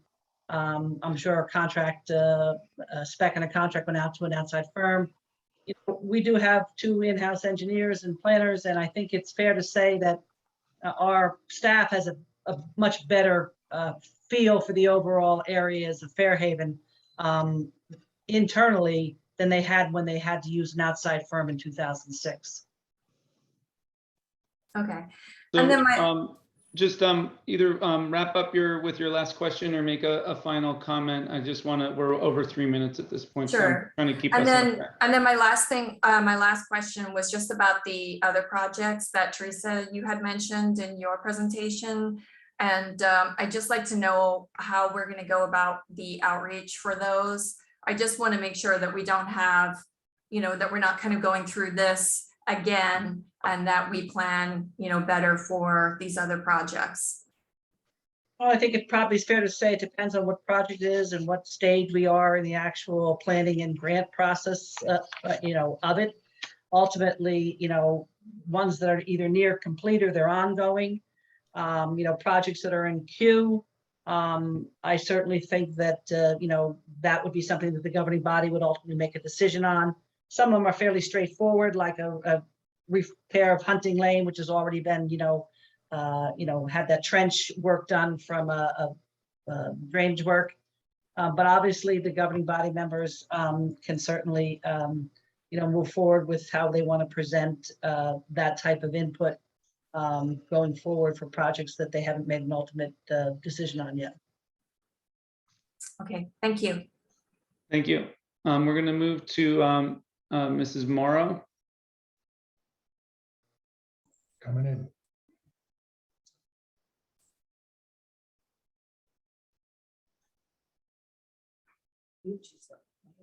Hello, Can you see name and me? address, sort of. Sorry about that. I'm Susie Morrow. I'm at 30 Cooney Terrace. I'm going to try to be quick with my questions here. My first question is, I didn't see on the plan, I'm at the corner of Cooney and Hance. If there was a sidewalk, where would the sidewalk go on Cooney? That's my first question. There is no sidewalk proposed on Cooney. Okay. Okay. Okay. And my second question is, Rich, you mentioned that you met with the mayor and PSE&G regarding the electrical pole that resides on my property on Hance. Yeah, we walked the corridor just to kind of have an initial on-site meeting, based on this project and what our, potential options are with our rep from JCP&L. Okay. So where were you going to move it and why? Well, the poles, you're on the corner of Cooney and Hance. Yes. And then as you drive down Hance, which would be in the southerly direction, there's a number of poles that are in conflict because of the narrowness of the road. Those poles are currently on the edge of pavement. And in order to maintain that 22-foot width, those poles need to be set back a couple feet. So they would still be in the right of way and they would be in that same vicinity. Okay, so that pole would be moved further onto my property? It would be set back to the back side of the edge of pavement or curb. Okay, got it. And then with all the other plans excluding the sidewalk, would that affect any of the trees on the corner of Cooney and Hans? I'm thinking not, because you're not making the road any more narrow. Well, the concern, I mean, we have to look at that. The trees, there's a cluster of trees right on your corner by that catch basin. Yeah. We need to look at that intersection, and that's consistent with all the options that we proposed, obviously minus option one. There's one tree that's bifurcated, that's split, you know, at the way it's grown. We've had some issues prior to you living there where cars actually hop that catch basin, and they've had some tire blowouts there because of there's no radius there. The way the catch basin is kind of set in, and the location of those trees. But those are things we're going to have to talk about. And we talk to the residents as we do these projects. Do you have a feeling one way or another about those trees? I love it. It's one of the main reasons we moved where we moved.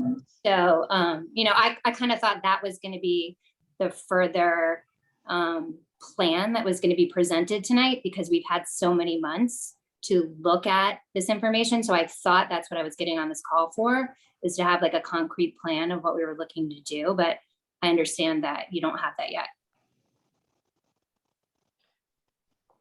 Yeah, the purpose of tonight, like we had shown in the presentation, were the various options from a design standpoint.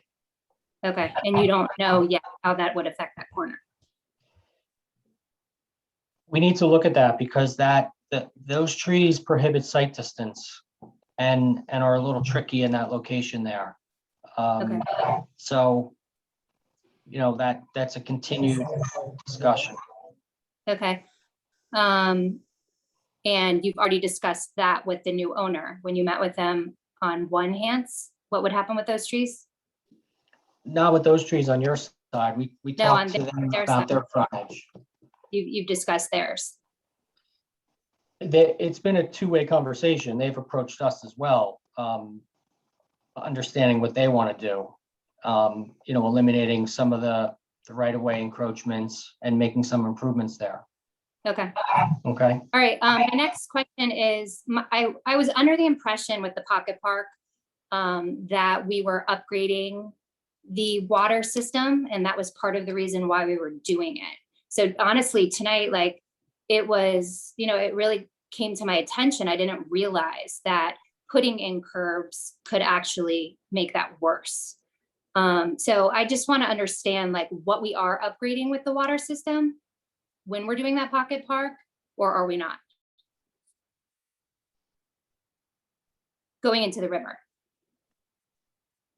So Well, we'll leave it on this one because I think we're at 5 minutes now, but Rich, please, by all means, address that.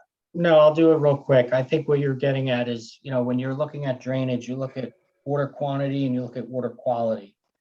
The pocket parks are dealing with upgrading the failing infrastructure. Like at the end of Grange, the bulkhead has essentially failed and fallen into the river. The outflow pipe is in disrepair. At the end of Hans, you've got severe undermining and erosion along the coastline there on the beach.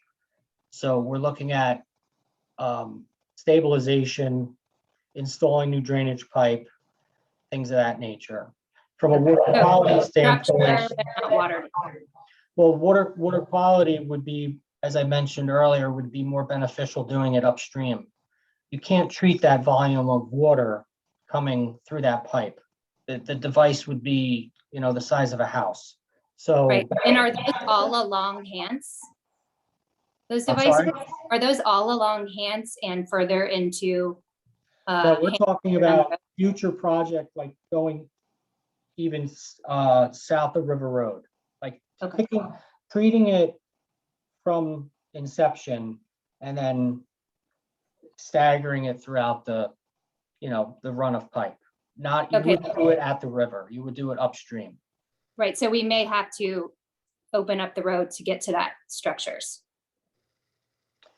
Well, you would do It depends where the pipe is. The pipe is either, Okay. sometimes it varies along the entire Hants Road corridor. Okay, so I'm done with my questions, and I would just like to say, as far as my vote, is that I would love this road to be paved, but I think at this point, we really haven't brought a sufficient plan in a timely manner. I mean, we got this grant in 2019, and now we have 2 months to get a sufficient plan together. So that is my vote for this, that we take some time to really think about what we're doing. Thank you. Much appreciated.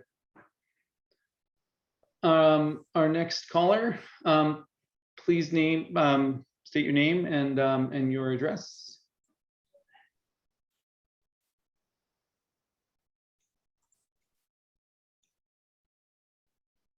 Yes, hi. Dennis Laloy, I'm 51 Hants Road. So first of all, I would like to thank all of you and the council for taking your time and looking into that.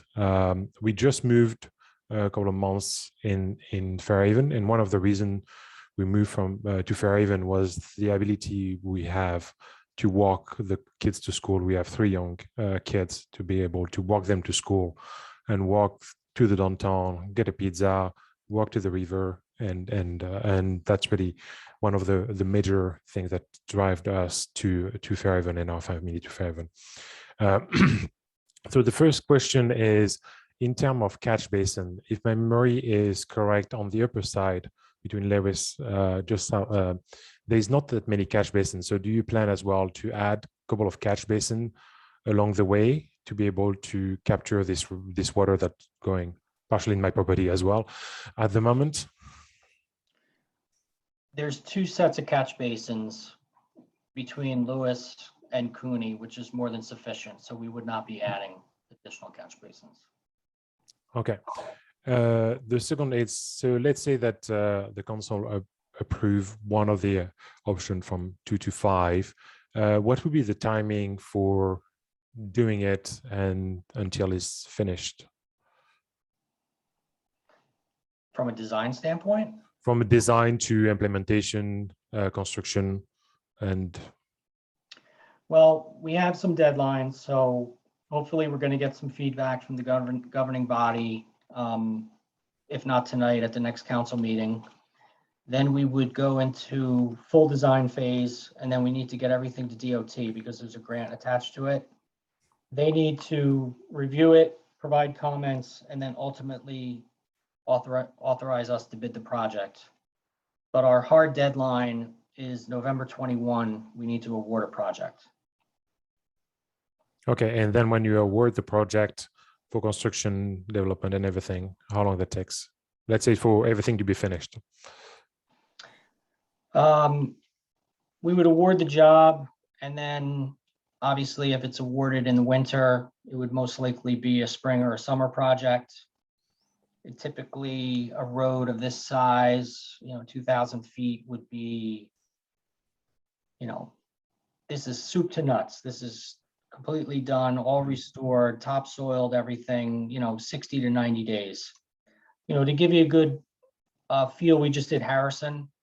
We put all new curbs and sidewalks, drainage from Beekman all the way to Harding.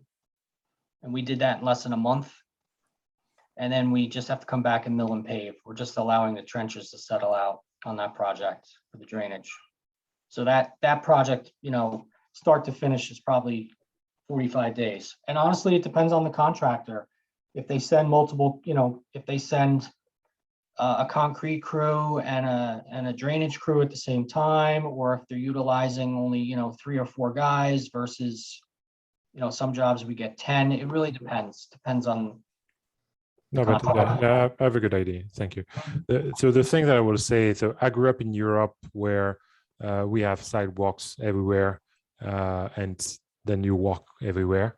And I think that that's missing in a lot of the town. And I think that adding sidewalks to Fairhaven will be a great thing to my personal opinion. And then the safety and feeling safer when you have a gap between the road and the sidewalk as well. You feel more safe. And about falling, kids falling, I have three young kids that fall all the time, chasing each other. You have grass on each side. That's as well another way to be safer. So thank you again, everybody, for your time and all the work that you're putting into that. Thank you for keeping 2-3 minutes too. That was pretty good. Okay. Marty Egger.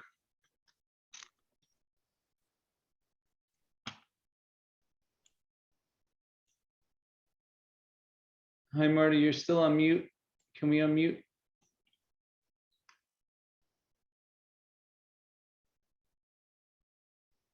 You're still on mute. I think just click the microphone. I think it's lower, all the way lower left on your screen, maybe. There Okay, you go. got it. Finally, it came up. Thank you. All right, I have, a few things. I'm of the school, as most of you probably know, if it ain't broke, don't fix it. I've been here for a long, long time, and there's been, a lot of interesting communication, eye communication, driving communication, walking communication between all the people in the neighborhood. One of the things that's kind of nice about having pavement to the edges of the property is that it did allow us, or does allow us, to actually get past one another. And everybody observes that, and it's been a very friendly way of communicating and getting through the streets all this time. I did want to tell the chief that I think I was 12 years old when that accident happened, when that car went down to the waterfront. So that was quite a number of years ago. Other than that, I'm also not aware of any other accidents. Not that I've been here the entire time, but I just wanted to make mention of that. Little disjointed because I have a number of questions in a couple of areas, so bear with me, please.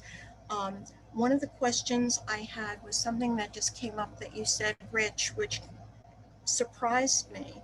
There are no plans to put sidewalks on Cooney. I thought that was part of the grant. Could you elaborate on that? The grant only had sidewalks on Hance. All right, so we, a number of us that have looked at this and were involved in conversations, I guess we were completely 100% led astray because we were under the impression that, and in light of what you also said about the plan for the town and the overall plan for sidewalks in the town, is that there would be sidewalks on Cooney and then there would be sidewalks on Grange. So I guess I'm not following the logic of why there would be sidewalks on Hance. If we're talking about, I'm really confused. If you could help me out with that, I would really appreciate it. Once again, the grant, this dates back, I went through the timeline, this dates back to 2014. The initial submission to DOT only indicated sidewalks on Hance Road. I personally haven't spoke about sidewalks on Cooney Terrace, so I'm not sure where that misinformation came from. The plan that we're referencing from 2006, which was done by our prior engineering consulting firm, showed sidewalks only on Hance Road. They did not show sidewalks on Cooney or Grange. Right, so the rationale at one point was that sidewalks would help establish some access to the river and the pocket park. But I guess we don't need them on Grange then for the pocket park on Grange. We're not proposing sidewalks on Grange, no. Well, I think the conversation that had happened in the past was that that Grange was significantly wider and was a safer route. For Can I good or just for jump bad. in for 1 sec? I just want to clarify, Rich, because I had the same question as Ms. Egger. just so we're 100% clear, there are no sidewalks planned for Cooney at all in any project or any grant, not specifically just this one, but even in conjunction with the park project, are there sidewalks proposed for Cooney? There are not sidewalks proposed for Cooney, no. So you are correct. Okay. And there won't be. Okay. Thank you. And there won't be in terms of the sidewalk project that the council is following and, you know, wanting to put sidewalks through Fairhaven. It's just Hants. Once again, the documents you're referring to it was the sidewalk assessment plan done. I'm not a few years referring back. to the document, I'm referring to what we can expect to happen. I understand that it might be contained in this document, which is why I'm questioning it. But, you know, there's been some other information out there, so I just want to make sure that we have the word that there are no sidewalks on Cooney and no sidewalks on Hants, because we have had varying opinions on that from people saying yes or no or whatever. No sidewalks on Cooney and Grange. Or Grange, right, okay. All right, also on Hants, I wondered whether or not any of our internal committees are represented in any way. Did we get input from not only traffic, I know that was mentioned, but also we have a green team, we have an environmental committee, we have a shade tree committee. Do we ask for input from those different committees so that we can all work together and understand what their concerns are and impacts might be on the neighborhood when we look at doing something like this? So Marty, I would just, I'll tackle this a little bit and let other council people, because we're all liaisons to all of those committees.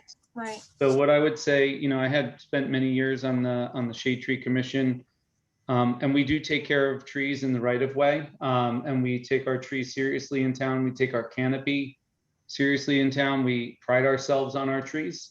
I think Rich mentioned earlier that we would do everything we can to, you know, avoid taking a tree down to the extent that we can. I don't want to speak for environmental or green team. I know you mentioned and those as well. The Shade Tree Commission mostly takes care of trees on public property. There's probably a very limited number of public property trees that we're dealing with on this project, which is mostly contained at the very, very end of the street. But to the extent that these trees are in the right of way, you know, we would try to take care of historical or otherwise attractive and healthy trees that are that may be impacted. So we would take that into consideration. But I'd actually turn it over to Councilwoman Neff, because she is on a number of the commissions that you and committees that you just mentioned. Okay. I mean, I would say from the point of view of the Green Team and the Environmental Commission, we do look at a number of issues such as runoff. We do care a lot about our trees.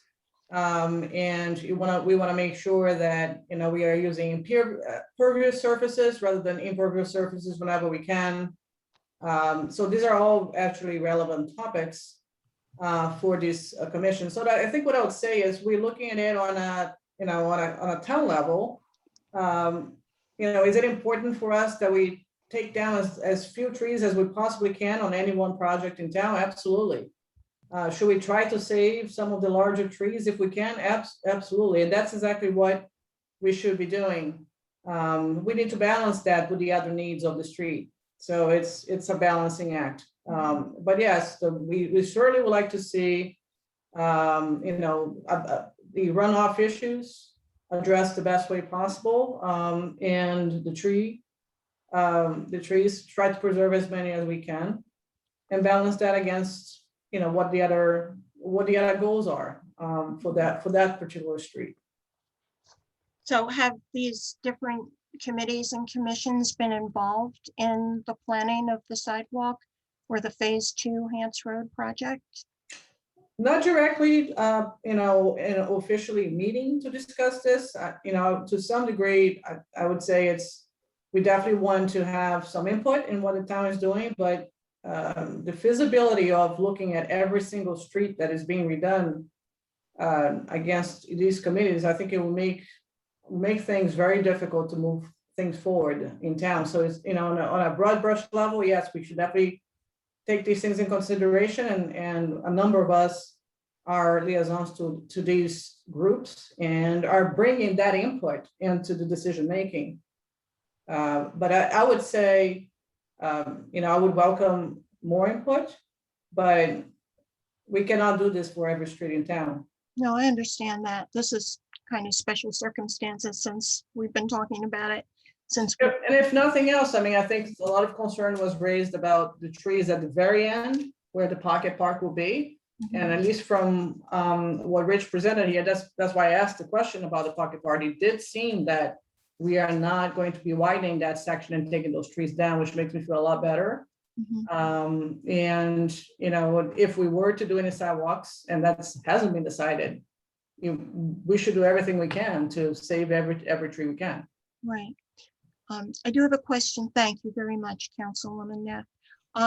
Rich, by now, I know we've asked for this before. You should, or you probably have an idea of what trees would be marked for demolition.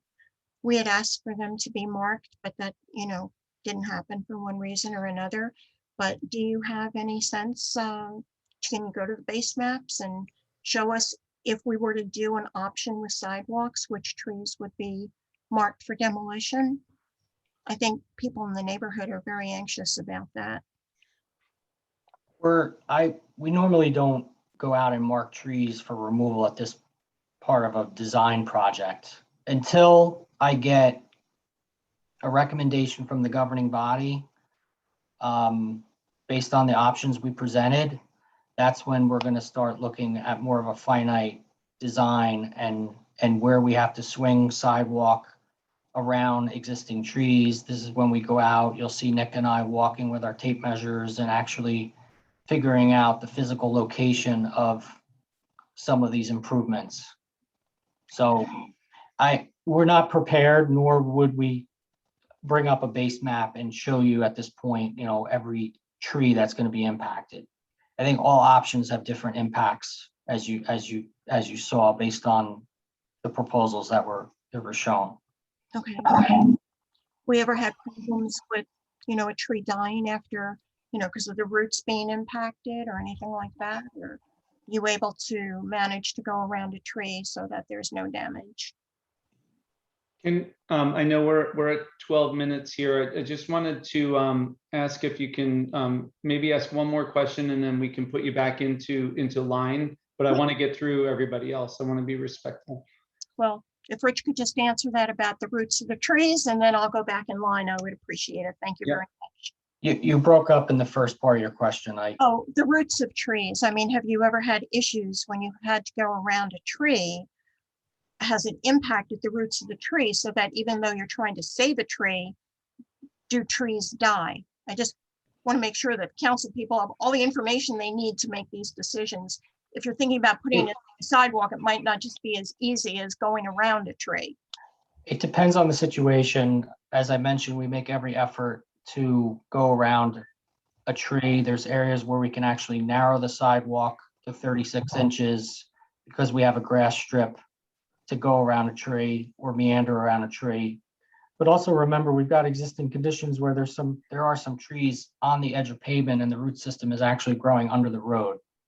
So you've got a whole mix of stuff out there. And those are the things when we start finalizing design, we go out and look at every specific feature, whether it's a tree, a fence, a mailbox, etc. So we know everything that's on those plans. And in fairness to the contractor, because he needs to bid this knowing what the scope of the work is and what's involved. Okay, thank you. Thank you. I appreciate all of your feedback. Our next up, please name first and last name and address.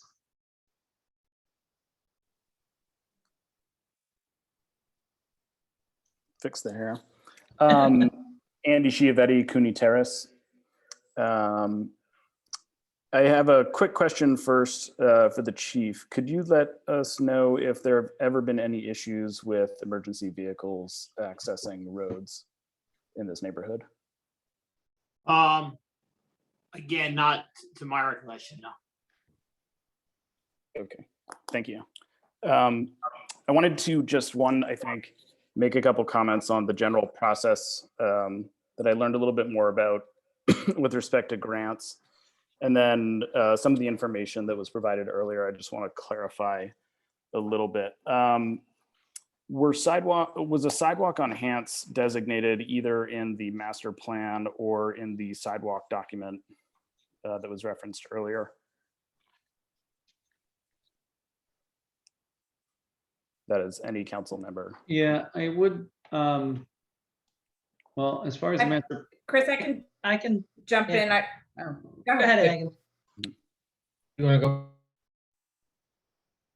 Meg, you want to start? I was just going to mention that I believe in the 2000 sidewalks suggested for hands. Sorry, you broke up a little there.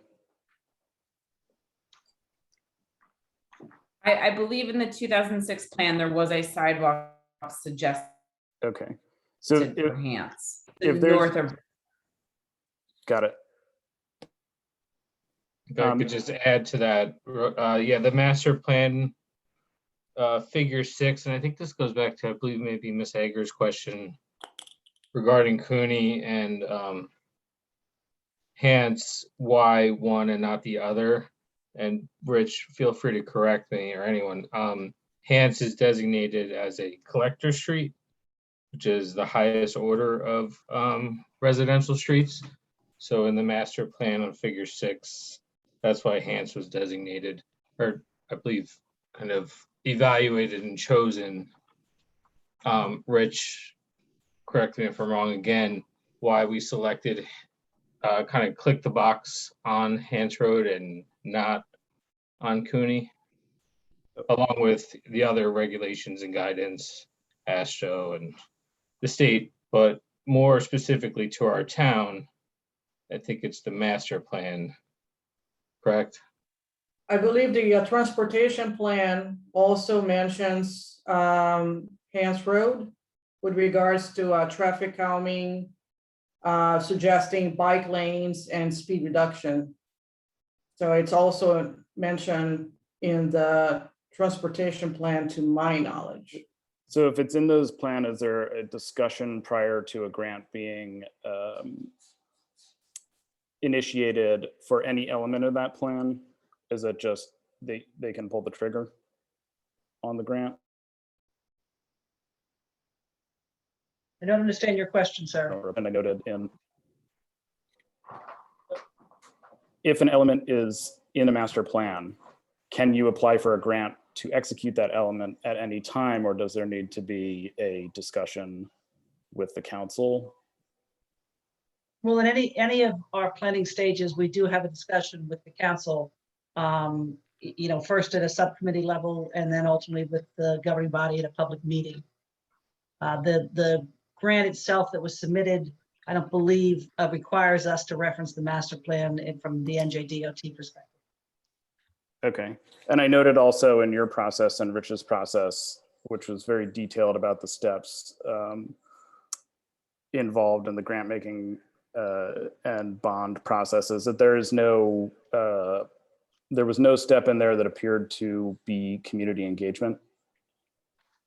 I think I'll address that in so much to say that I think traditionally, since all of what we do that I reference as steps beyond the committee level take place in a public meeting. And, we send out our agendas and we send out our, notices to the public and everything's posted, that the traditional sense was the public would come to a governing body meeting to give their input if they were interested in a topic that was on an agenda. I will tell you that in my position and every position of like-minded administrators where I am, I think there's a whole different opinion and approach to community engagement at this level.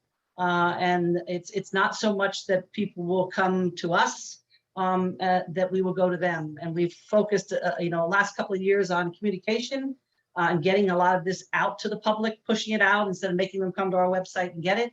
But there are certainly, you're seeing more and more towns either outsource or contract with different companies or different resources to actively seek community engagement depending on where our project's located. So certainly that is an approach that I believe is forward thinking and will be the way most towns will go in the future. It will take a reallocation of resources or a rededication of resources to do that, and it will impact the timeline on projects. Mr. Shivetti, I just want to jump in. My name's Todd Leader. I'm kind of the odd man out here. I'm on the planning board and the zoning board. But specifically as to your question about the master plan, in 2016, there was a re-examination report. And on page 17, there's a specific reference to the Navesink River access. And in that section, it does discuss Grange Avenue and Hance Road should be enhanced. There's other discussion about accessing parks, and there is a lot of discussion about increasing bicycle and pedestrian safety. This report was generated based on the receipt of responses from close to 1,000 residents that submitted a survey back to the planning board at the time. And this document was developed as part of the regular planning activities of the boards intended to represent the public's wishes for the future development and redevelopment of various areas within the borough.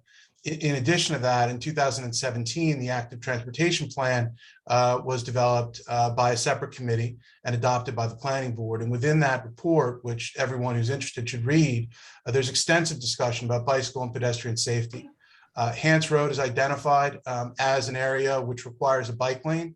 There's discussion in that report about why that's important for safety. And there are discussions specifically in that report about widening Hance Road when the opportunity arises. Okay, I understand that. I think that the grant that was applied for was specifically for sidewalks. So if enhancement and then a grant is applied for a specific enhancement without consideration of options beforehand, I think that's the concept that I'm addressing. So I appreciate your input there. I think I also wanted to correct a couple of items of information which I thought were put into the public that were slightly off. Some of them are a little bit more minutia than others. Can you just want you to be cognizant, almost 8 minutes. I just want you to. Yeah, I know. I only spoke Yep. for about 40 seconds, so. No, that's fine. I just wanted you to wrap on that. I apologize. Yeah, I will. I'm trying to keep it going. The measure of the street, I heard 15 feet at the narrowest. The navigable part of Hance Road, the narrowest point is 19. I've measured that. Once you get past Cooney Terrace towards the river, it shrinks down, but that's not a navigable point of the street. Any traffic information you get from a river road traffic light to do with River Road and Hance south of River Road, not Hance north of River Road. It's a very different traffic pattern, as many people have mentioned. Another point I would point out is that widening streets actually encourages more traffic, higher speed, more parking. The narrowness of the street as it exists encourages people to slow down and pay attention. I would just add that. I wanted to also ask about a comment that Mrs. Morrow made about the trees. I believe you said One Hance Road would be making an adjustment to the right of way. There's more space on that side. So if they are they widening on that? Is there a plan to widen on that part of the road leading to the Pocket Park? I think they're removing certain encroachments and allowing us to utilize the right of way as part of their site plan. Okay, if that's the case, then is there a need to examine the trees on, is that corner on the Morrows an issue if it's satisfied in the other direction? My answer is I hope not, but I'll leave that to Rich to answer that question. Okay. Rich, do you want to just address that? And You're asking a question whether or not if they remove and do whatever improvements on the east side, would that lessen the impact of what is existing at the corner of the Cooney and Hance? Correct. That's something we need to look at. I don't have an answer for you right now. I do know the proximity of those trees is right on that intersection and edge of pavement. So that needs to be looked at. Right. But if the other side of the street is satisfied, then it seems like to me that become moot. Well, we need to look at it from a site triangle standpoint too, because if as you're approaching Cooney or as you're approaching Hance, those trees are right at the intersection and that catch basin that I spoke about. I got it. I made that turn, I know people say, we live here, we do this many times. I walked to the bus all the way up the full length of Hance. I taught sailing at River Rats. I ran the program for a while. I walked and rode my bike, up Hance, down Lewis, down Batten, all times of day, all times of night. I've never really had a problem. I've never had a problem turning the corner of Hance. In fact, people slow up when they get there and they take a wide turn. I know, is it ideal?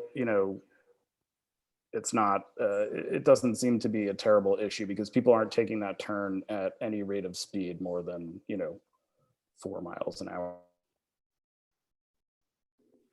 Anyway, those are my comments. I will wrap up. Thank you. Much appreciated. We'll take them under advisement. Thank you. Our next caller, participant, name and address, please.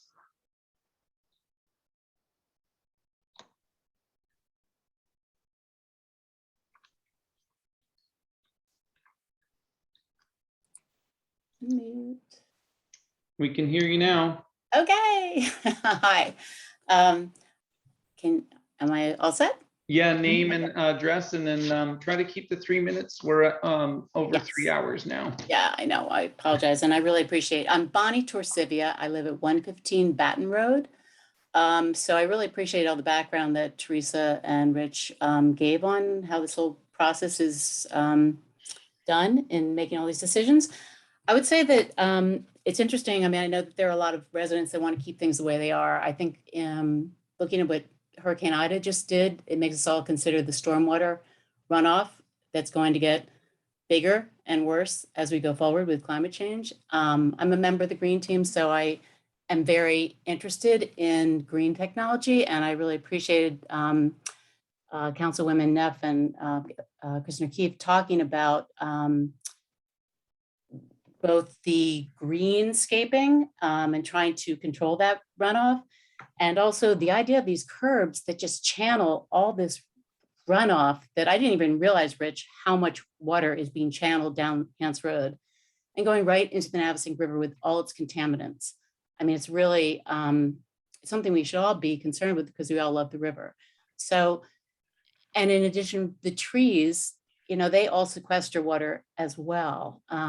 So I would just question adding all these curbs and all these basins in, to try and, instead of just letting the water channel off the street into the yards. Obviously, if it's a problem in someone's basement, that's an issue, but I would just like to see the environment come into consideration here as one of the considerations. And I really appreciate being heard. Thank you very much. Maybe I'll just react to a little bit to what Bonnie's saying, and this is just a thought, not for this discussion, I think. But when we consider the pocket park in more detail, it's at the end of the road. Maybe we could look into adding further greenery there beyond what's already there. There is a narrow road that I don't know if it makes any sense to be there at all. And maybe add native plants or some kind of garden that will actually channel and absorb some of that water before it reaches the river. So I think that's maybe for another discussion for a different day. But regardless of what we do with the road, there might be an opportunity for us to catch some of that runoff before it reaches the river by utilizing the pocket park in a different way and maybe adding more trees, more shrubbery, native plants. Anyways, I just wanted to maybe leave that in the queue as an idea for the council to consider, and Rich maybe to discuss when we get back to discussing that. It's a great idea. Thank you, Councilwoman. Thank you. We've got another 2 name coming in. Please state your name and your address.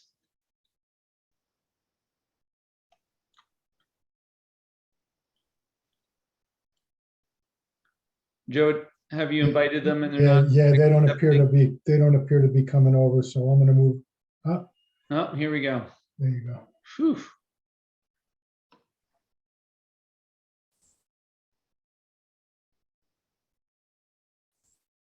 Hi, Julie and Richard. You're still on mute in the lower left. If you click on your screen, you may see a mute. There we go. All righty.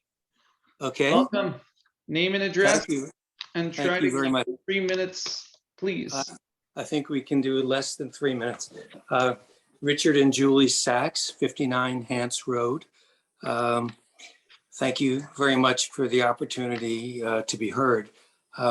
We've lived here for over 40 years and never thought there was any safety issue with Hants Road.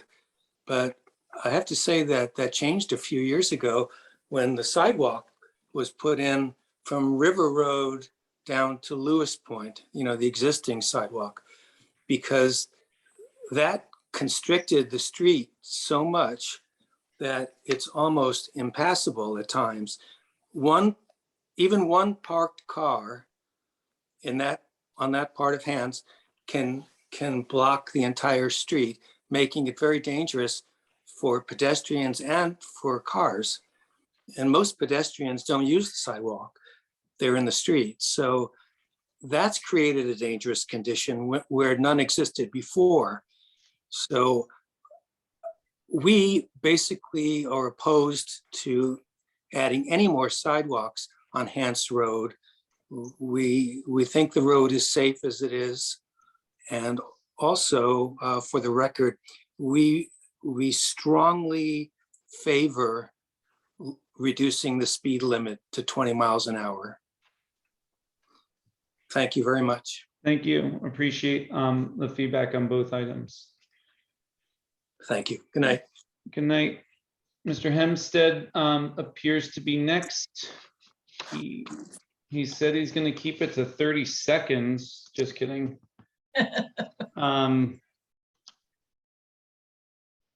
We'll promote you.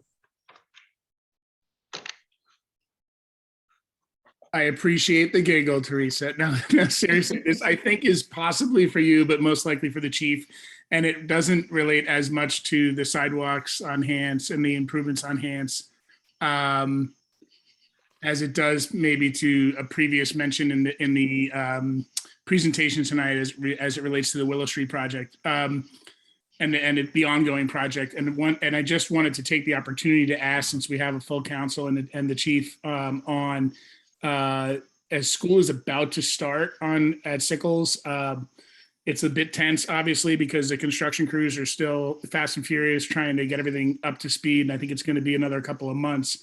My question for the chief and maybe for Teresa and for the audience of the council is there a plan for traffic, for drop off and pickup with the construction crews here and the street bifurcated and things are the way they are. It's obviously got about, 8 or 9 days before parents start showing up. And we, as residents of Willow Street, we don't really know what that plan is yet. So there's a little bit of concern and I'll leave it at that. I think Chris, me and, I'm sorry. Okay. Yeah, me and Teresa met at the school the day before yesterday. We met with Sean and the plan is that all that construction will be cleaned up. It'll stay within the site they're in. The road will be back open. And the parking will be generally like it was last year until they get the project complete, and then that parking will change. But it should be about the same as it has been over the years. It shouldn't be any worse than that.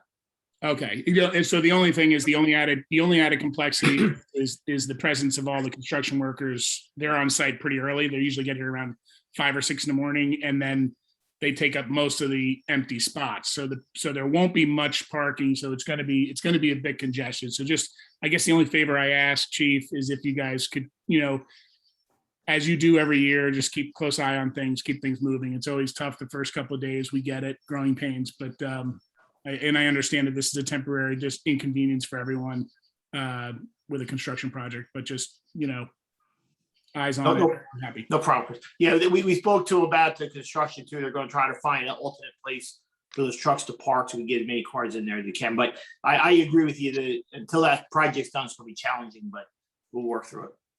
Sounds good.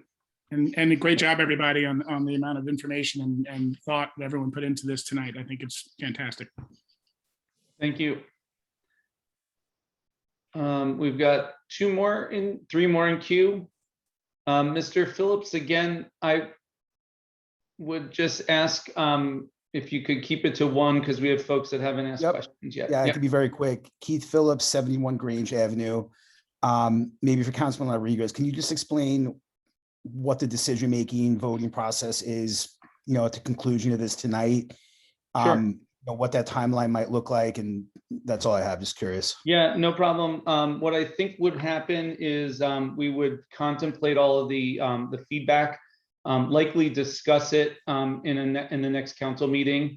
If there's time to pull together a consensus and a design, we would probably look to you know, gather additional feedback and then make a vote on it in the near term, not drag it out for a very long time. I do appreciate that some folks would be interested in you know, a traffic study. You know, and have to defer on you know, for this kind of project whether that would be necessary or not. I don't know the answer. Sounds like it's not normal, but you know, we could talk about that.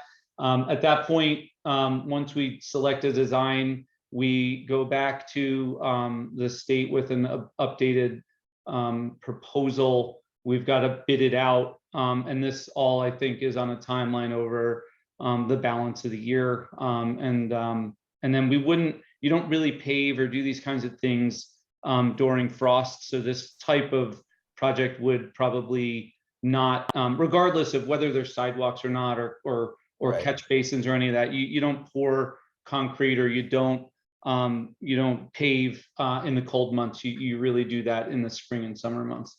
Right, but you think as far as what plan is being decided to be submitted, you know, is a fair timeline, like within 2 weeks, the community will understand what's at least being proposed? Yeah, this will evolve over the next couple of council meetings. Yeah. Okay, thank you very much. Yeah, thank you. Mr. Perkins. I'm sorry, Chris, can I jump in real quick? Sure, go ahead. Teresa, do you want to clarify some of that? Because I think Rich talked about earlier about getting the plans to DOT, then looking at it, bringing it back. And I think the bid date is 11/21. It's not, it's a bid award date. So I think the sooner the governing body can give Rich direction on design, because it is complex to design a road project, and then he needs to bring it back to NJDOT, and then give their comments, and he might have to revise his design. And the governing body wouldn't necessarily even have to take a formal vote to do that, because you're really just giving guidance to Rich on how to proceed. The formal votes for the governing body will take place twofold.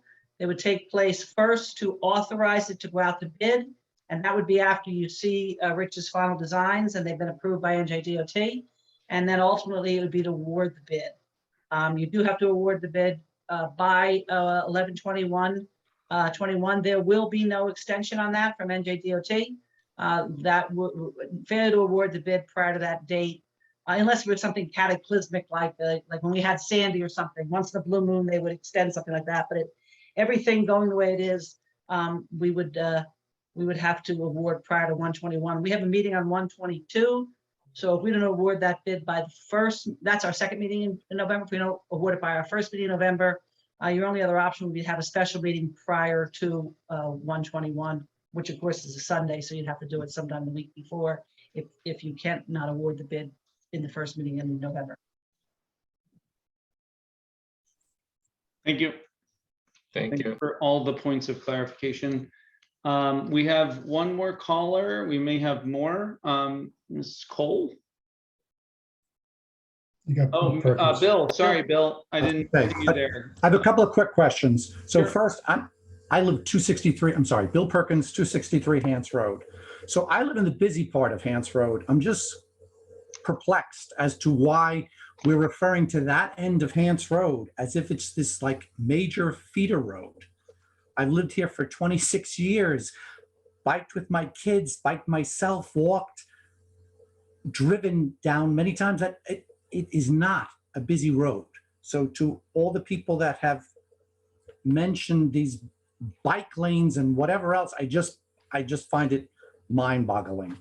Two, tonight we were presented with 5 options. I was just curious as to what the town's original option was, because these 5 options were precipitated by residents' opposition to sidewalks on Hants Road. So what was the town's original plan? Because I don't think they had 5 options. You were going to hire an engineer. You knew what you were going to do. And then my last question is, I think we should know specifically the impact on the trees on that road before we make a decision on what plan you want it to go with. We're presented with 5 options. Maybe option 1, we lose 1 tree. Option 5, we lose 10 trees. I think it's important for people to have a comprehensive view as to what they're making a decision on. But most importantly, getting back, I just would like to know what the town's original plan was, because I think we came up with some options here tonight that we were never really going to go with. So I think we've muddied the waters with what the borough's original intent was. So if you could just elaborate on what was the borough's original intent. Thank you. As I pointed out when I did the initial part of the presentation, sir, when we submitted grant to NJODOT, it's really not detailed to the level of the design that we're talking about now. It's just submitted, and of course, this was basically a remove and replace. It's a mill and pave and overlay of road, and Rich did indicate that the sidewalks were a possibility, and he did a cost estimate based on that. But we don't, at the early stages of submitting a grant, we don't get into this level of planning. Well, my point is we're not at the early stages. We have to award this by November 21st. So we should be well into construction documents by now. So I guess my question is, because I remember, if I recall correctly, this was brought up back in April, that this is what the town wanted to do. And then there was some opposition by residents of Hants who questioned it. So my question is, what was the plan even in April? Like we said in April, there was no plan until we actually got the base maps and borough engineer had a chance to review where there was right of way, what he had the options of doing. Until he has that done, sir, he can't even tell if we have enough right of way to install sidewalks or widen the road or anything else. So I guess based on what some of the other residents have said, I think we're now racing against the clock to make a decision, which we should have more time to be able to make. That's my conclusion here. I mean, how long, Rich, how long to do construction documents? After you make a decision, if it takes 2 more weeks to make a decision, you have to develop construction documents, prepare the specifications and put the contract out to bid. We're really racing against the clock but according, Teresa, based on what you're saying, that would be our normal chain of events. Depends on the project, sir. Okay.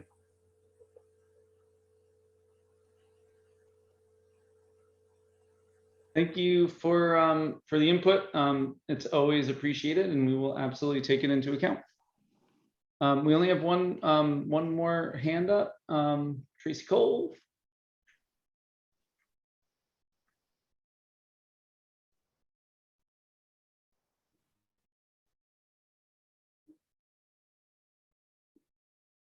Hi, can you hear me? We can name and address, and the stage is yours.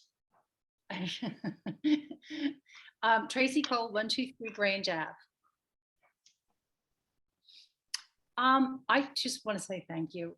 Really, most importantly, we're here tonight and we're talking, and finally the residents have a chance to tell you what some of their thoughts and questions are. And I'm encouraged because I've heard more than a few council people speak to the idea of maybe putting the community outreach piece up front. And that would create so much peace and relief in my mind. And I think it would really, really improve the process by which the community gets things done together, rather than finding out about something and then showing up to ask questions and state opposition. It can be done in a better way. And I look forward to that time. So first, my thanks. I know it's late and I'll try to get right to the point with my 3 minutes, Chris. I truly believe everybody wants to get this right. And I know that there's a lot of information tonight, but I also think there's truly a lot of information we don't have. And to Bill's point, and I think Sarah Chiavetti said it well right out of the gate, like, it's hard to make a choice in this instance because we're all being asked to ramp up on things like street design and traffic calming and how do you pedestrianize the street and metabolize the master plan and the circulation element of the master plan. It's a lot of information. So I would say, encourage you to do what you can with the information you have, but truly, if you need more information to make the right decision, then we should wait and get it. And it's not going to be the traffic count from the traffic light at Hanson River, because Hants from Lewis all the way up to the river is part of that collector corridor. It takes in the traffic from multiple streets, not just the 60, 70 houses that are on Hants Cooney that will come out at the end of Hants at River. So I don't know that we're going to get traffic counts that way, but more importantly, maybe the ratio of cars to bikes to pedestrians from Lewis north is really the most important story here. And it's not like the other part of Hants, because it's not part of the collector corridor that the master plan speaks of.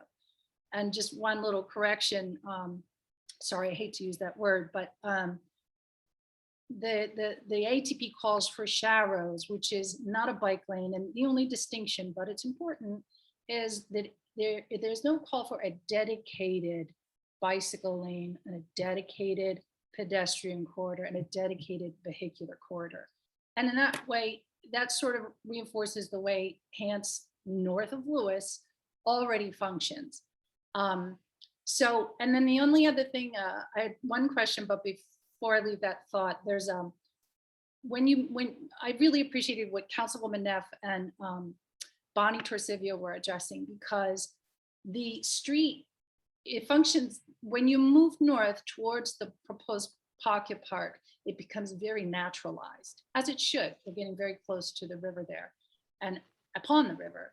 And so how we manage our stormwater and native plants and impervious surface are all such wonderful topics. And there's room for improvement. Right now we have an engineered set of drawings that don't include all those other design elements. So I hope that that plan can evolve and honor the river and the natural environment that exists there. It's one of the things that makes Hants such a beautiful destination for the people who choose to walk, bike, and run and do everything through there. But it's that natural environment. I know the tree on the corner that you were talking about, Rich, and sightline issues. And I just have to agree with Andrew. There's really not a sightline issue because drivers are going slow and looking for each other. There are not enough cars to create a sightline issue. You're not taking that turn with someone behind you and oncoming traffic. You really have an opportunity to see in all directions when you're moving slowly, because the big takeaway for me is that road in Fairhaven, we want to calm streets and make them safe for bicyclists and pedestrians. And Hants is already a calmed road. North of Lewis, it functions more like a greenway where everyone uses the corridor safely. We have uninterrupted view sheds straight down the road, and you can see everything coming in both directions, and there's plenty of time to move over. So I guess I'll leave it there and ask for two questions, really. At 22 feet wide, would we lose any trees? And Rich, I'll ask you, it's hard to read the base map because of the scale, but I looked at it and I've studied the road carefully, and at 22 feet, I would like to say, I don't think we're going to lose trees. Would you agree with that? You may lose one or two, to be honest. But, you know, once again, the road tapers off to that one side and then works its way back at Cooney. So, you know, it could be some of that underbrush that's over there. Mhm. So Is it safe to say that at 22 feet, we could do our best to avoid tree loss? we always, as you know, and, you know, in over 14 years being here, we've done our best to maintain our existing tree canopy on our roadways as we do these projects. That's very good to hear. And I think reassuring for the residents. Preserving the character of the neighborhood is in part by keeping the trees. And then I wanted to make sure, Allison, you didn't get the same packet that the council members got, but just for the record, you can, of course, if you would like it, I can make sure that that happens. But that included 203 letters of opposition to sidewalks on Hance and Cooney, because a lot of people thought it was going to include Cooney as well. So I just would like that stated, and maybe somebody can acknowledge what I'm saying, so it's part of the record.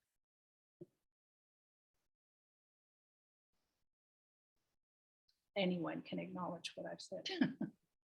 I heard you, Tracy. Thank you, Tracy. Yeah, thank you. And again, thank you for all your time tonight. I really appreciate the opportunity to be heard. Thank you Tracy, for- can I just ask you one question in conjunction with your comment on keeping the trees? My understanding of most of of all options, I believe it is, except for one, is that the road width on 2 through 4 would increase it to 22 feet. And as Rich mentioned, might impact 1 or 2 trees. But that's just the road width. You have to also take into consideration anything additional you would need for any accessory area that you create. So I just want to make sure we're keeping that in mind, that the road width is not the entirety of the width of public access right of way that would be taken up in the street. So with the That's street not and fair. Maybe we should, walkway. I'm sorry, maybe I wasn't understanding. So 22 feet, I understood to be edge of pavement to edge of pavement. That was not my understanding. So That would certainly exclude the sidewalks, if there are any, right? You were just talking about the road. right, and those alleyways, I don't know what we are calling them.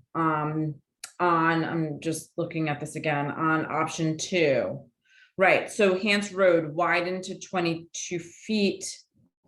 It looks like the travel area would be between 12 and 20 feet, which is that's a pretty big span. And then the 2 alleys on the side for roadside parking and queuing. If you change the color of the area for queuing and made it the same color as the travel area, you'd essentially have a 22-foot corridor. The color is perhaps, and Rich, you can maybe address this as well, but it more articulates function rather than material change or striping. It's essentially, right now, Hance is between 19 and 24 feet. It varies quite a bit, as Rich has covered for us. But at 22 feet, it's kind of a sweet spot. It's a lot like the width of Batten. It's exactly the width of Buttonwood. And it is, we didn't get into traffic calming, but what that is an ideal width to calm traffic along with having other activities in the road and the view shed. It's a really ideal width that sort of threads the needle, if you will. It's narrow enough to call people's attention to the other activities in the road without accelerating traffic, but it also allows for people to pull over, put your trash cans out, a pile of brush here and there. It's not going to interfere with mobility and the multimodal nature of that corridor. Okay, That's I mean, Rich, oh, sorry, go ahead. want to talk about the colors? I wanted to give Councilwoman McCabe and McHugh as the chairs of engineering the final word here. I know we're way over 3 minutes here, and Tracy, totally appreciate your comments, and I know you're in and around that neighborhood. So Chris, we still have people who, one hand up is Ralph Windrum. He's Wait, been I'm on. sorry, Rich, do you mind just answering that question to clarify? I don't mean to get I think you were bogged talking down on it. about, I think it's important. you were talking about the overall width. So options 2 through 4, it doesn't matter what treatment it is, the overall width is 22 feet for Hance Road. Option 5 is that additional macadam that we would propose to stripe a pedestrian, lane or whatever you want to call it within that. So that would have been the 28 feet in width. We haven't talked about that much tonight. I think we're really focusing on options 2 through 4. Okay. But that would be that 22 feet width. Okay, thank you. I just wanted to clarify if that included curb to curb was the 22 feet. And the answer is yes. Yes. Okay. I would just like to add a plug for paved edge to paved edge, no curbs, to support what Bonnie and the Environmental Commission and some of the thoughts around the health of the river. Thank you. Thank you very much. And it looks like we do have 2. We have Ralph, and we've got Mrs. D'Angelo.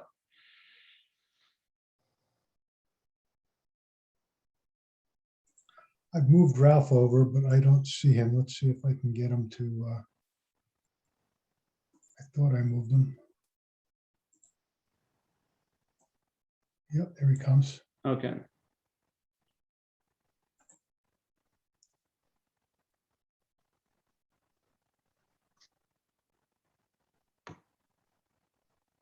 I think we lost him.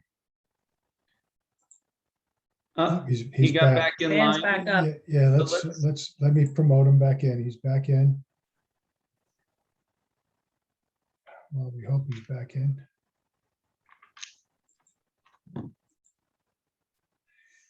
For whatever reason, he doesn't seem to be coming over when I promote him. Can you I can't. just allow him to speak from where he is? Yeah, sure. Oh, no, here he is. He's in. Okay, very good.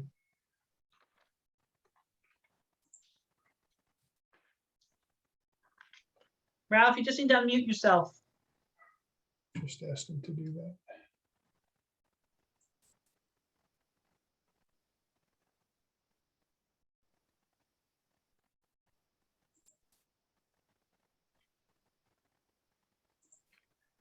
Ralph, you got to click the lower. Here he comes. There he is. Ralph, in the lower left-hand button side, you can just unmute.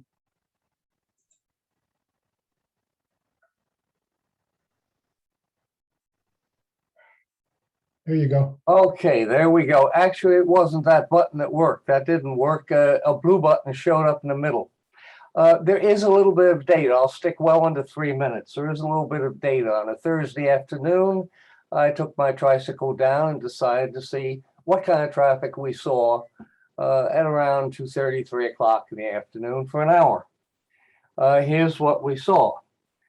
We saw 31 cars moving through the intersection either north or south at River Road. We saw, and I have to just look at the data I had, we saw 17 of them turned off at Lewis Point Road, or turned in from Lewis Point Road. So slightly less than half continued on to the end of Hants Road. We saw at that time 7 very large trucks, pickup trucks with large trailers from landscapers, typically parked well away from the curb and rather difficult to get around. They really occupy that street. I couldn't believe 7 of them at the same time on the street. Must be well manicured. We saw delivery trucks, 6 delivery trucks within that hour. FedEx, UPS, Amazon, even Sickles. I didn't know Sickles delivered. So that's a cross section. Now you say this is anecdotal data, and it is. We don't have any large scale data, but this is not data of a heavily traveled street. It's a data of a clogged street by a lot of parking. There were in addition 4 or 5 cars parked there. I think anything that doesn't allow parking on Hants, and I don't care, I don't live on, I live on the corner of Hants and Cooney, but I think anything that doesn't allow parking on Hants is going to run into a lot of practical difficulties, particularly with all the landscaping trucks, all the delivery trucks, and the people who apparently have visitors during the day. And there were quite a few bicyclists. There were 18 bicycles that went up the street in that period of time. There were tens of people walking the street in that period of time. So there's a heavy bike and pedestrian traffic, equal in the number of people it carried to the number of cars. My time is up, and that's what I can tell you. Thank you, Mr. Wintram. Yes. Thank you. Yes, Chris. Oh, I was just saying thank you for your comments. Oh, you're very welcome. I hope it's a little bit helpful. I would like to see some more data, actually. Clogged, but not heavily trafficked is the best way I'd say it. You're hired. Get out my tricycle and sit out there in the rain. So Ralph, if I can put you on the spot, since you live right there, Well- and you use your tricycle on Hants Road to get elsewhere in town, did he leave? You're still there, right? Yeah, of course. It's Marlene.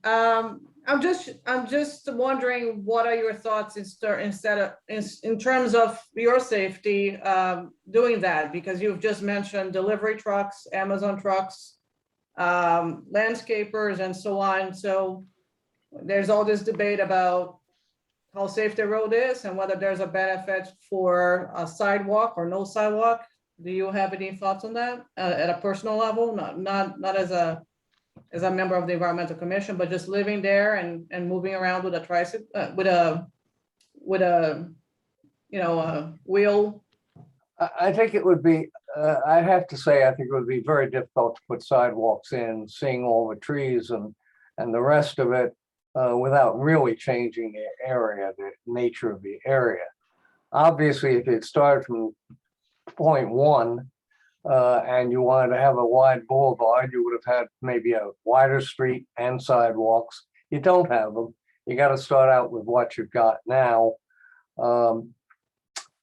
I think I'll look to the experts to answer your question there. I don't feel unsafe at all in going down that street, and I do it several times a week on a tricycle. Thank you. Thank you very much. And Mrs. D'Angelo, thank you for your patience. I know it took a long time to get through the queue here. Can you hear me? We can hear you. I prefer not to turn my camera on at this time.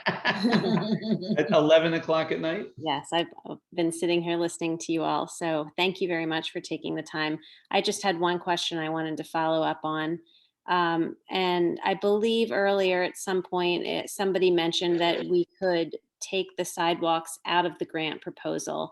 And if this is the case, I'm wondering why we wouldn't just do that. I know it would be a question as to whether we would receive the balance of the grant funding to use toward milling and paving.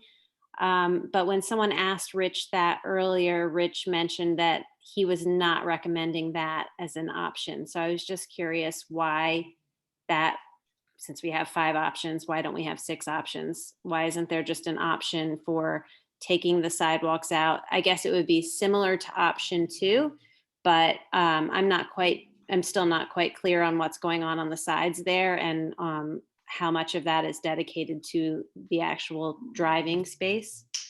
So similar to option 2, but without the sidewalks. I mean, without even possibly without curbs, just with milling and repaving the street. Why was that not an option? Thank you.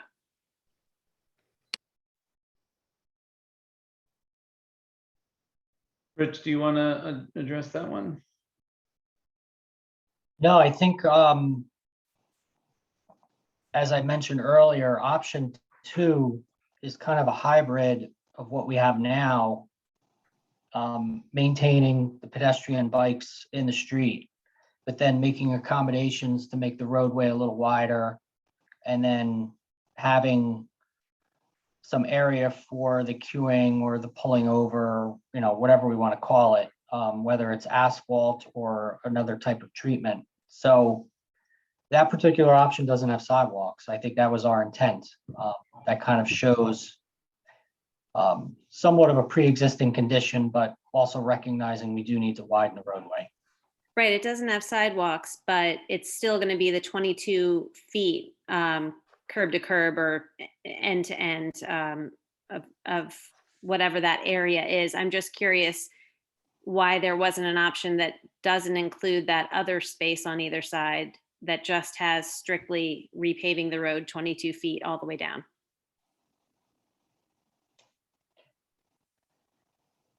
It kind of is. Once again, from a rendering standpoint, it showed a different color in that area. We can do it in asphalt, which would be the same color. We can do it in pervious type of pavement. We can do it in some type of other compacted material. It's still going to be that 22 feet. It does not introduce sidewalks for that section of that roadway. I'm not following your question, I guess. Okay, and then maybe you've answered it in that option 2 could be just that, the milling and paving of the road. Obviously, I see that it doesn't say sidewalks, it does say curbs. And I don't necessarily know that I have a strong feeling on the curbs as much as I do on the sidewalks. But just in looking at the picture and showing the travel area that you're showing in option 2, it goes up to 20 feet with the other sides. And even if so you're saying they could be asphalt as well. And then you have your 22 feet and that's that. Correct, yes. Okay. All right. I thought that it was asked earlier and you said you weren't presenting that as an option. So I guess I was confused by that. Rich, can the curbs be taken out of option 2? The curbs we can look at the curbing along the entire corridor. But like I mentioned, the borough has added at the request of many of the prior residents to put in asphalt curbing to control the washout. There's sections of concrete curbing on a decent amount of Hance already. So you've got some pre-existing conditions there. And you've got some low-lying properties where the runoff is sheet flowing into their yards. And you've got the erosion that currently occurs on the edge of pavement. So I guess I'm a little confused. I mean, I would say I've walked the street and it's a little messy because it has curbing on some homes and no curbing on others. So I think we should not continue that. That should be a smoother look, whichever way we go with. But I guess in the end, I'm confused about the curbing on no curbing as far as concern about the river. I think what I heard was that if there's no curbing, people are losing their property. It rains and it just washes away. Or they potentially have people driving on top of it and parking there, or like you said, it's low, so it floods, right? So what is wrong with curbing? I guess we're saying if it's curbing, then the water is rushing down rather than being absorbed by the by the grass or the lawn. I guess I'm a little bit unclear in the end, what is the perspective we have on which one is more beneficial, or should we just not worry about that? And just make a decision to make it even looking, because right now it's pretty messy looking between the curbs and no curbs along the road. I think that's the point. You want to strive towards some type of uniformity. Right now, you've got a mishmash of asphalt curb, concrete curb, no curb, some washouts. The catch basins are set off the road in many cases. So there's benefits to both, like any type of design project. There's always benefits. And I think what we're hearing tonight is, what is that balance that we're trying to achieve in all of this? I tried to lay out viable options that fit the character of Hants Road, and using our resources and our planning and engineering knowledge and knowledge of the borough. We've been here, we've been here a long time too. We also manage public works. We plow the streets. Now we outsource trash, but we used to pick up the garbage. We pick up the brush and leaves. Our staff are out there all the time. We know the problems that we face on a day-to-day basis, and the residents that call and say, hey, can you provide some curbing, or can you fill this pothole, or can you take care of this washout? Last week or the week before last, we just took care of a section on Grange, an intersection. We repaved it in-house, took care of, a condition that was constantly undermining. So from a Department of Public Works standpoint, I think it's important we tie all that together as well, because, engineering is design, implementation, and building it, but Public Works is maintaining the infrastructure and using the infrastructure to provide the services that we do. Whether it's the leaf collection, brush collection, and like I said, the snow plowing and things of that nature. So I just wanted to leave you guys with that. I'm in a mad dash to finish this by 11, before 11, or else Councilwoman Koch is going to come over and strangle me. I'm kidding, of course, but I do want to wrap this up. I think this was beneficial for everybody. I think most people got a lot out of this. Councilwoman Koch, were you about to say something? I think you're on mute right now. I just wanted to say that aware of all the environmental concerns that are associated with putting in curbing, that in option 2, if we put in some type of porous material, permeable material that would absorb some of that rain runoff, some of that stormwater runoff, which is an important part of our stormwater management program, we could alleviate some of the stress of all of this material washing into the Navesink River. That's all I wanted to say. Thank you. And I'm sorry, I know we want to finish, but I do think that's a good suggestion. My question is, how many more roads in Fairhaven would we have to implement the same strategy to accomplish that? Is this a situation that we have not many more roads that are not curbed already, and therefore this is not a lot more to go? Because I guess part of my concern is I actually think Councilwoman Koch, that's a great idea, but do we then implement that on every other road we go to, or do we don't have a lot of other roads like this one? Well, we've never done it before. We could pilot it and see how it works, and then as we continue to upgrade our roads, maybe use it as another option.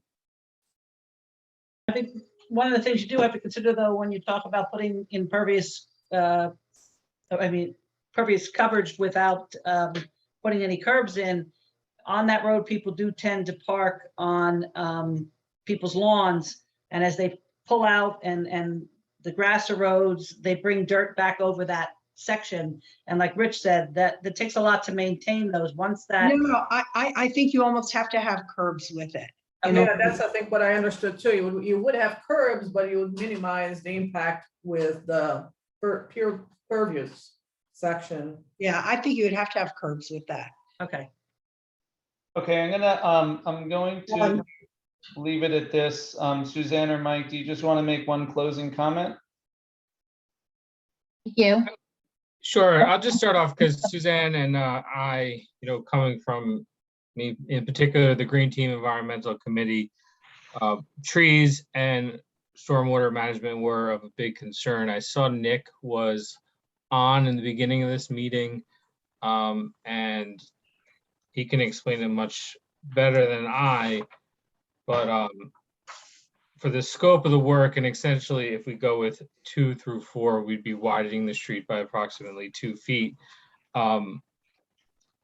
It doesn't require much more like those green impervious surfaces, and also the curbing actually helps prevent erosion with the drainage of people's yards and the stormwater drains getting clogged up with dirt debris. So maybe Nick could just come and clarify some things regarding the curbs, because this is good discussion. Obviously, there's few things I think that almost everyone is in consensus of, is protecting the trees and protecting the water, no matter what we do. And Grange's, I'm tired, is special because of its proximity to the river. I think we made a lot of good grounds here. Hopefully, appreciate everyone sticking around and listening. We've been listening a lot.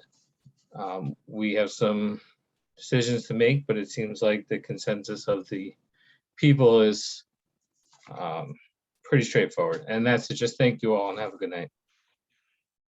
Suzanne, any Councilwoman McCabe, any closing thoughts? No, I just thank you, Mike, for that. Thank you, everyone. And it was very valuable. Hope that you all found it valuable, and we'll keep listening. Thanks. Have a great night. 11:02 p.m. We are calling in the meeting. Thank you, everybody, for participating. Night. Good night. Good night. Motion to adjourn. Thank you. Motion to adjourn. Second. No further action. We're adjourned. Good night.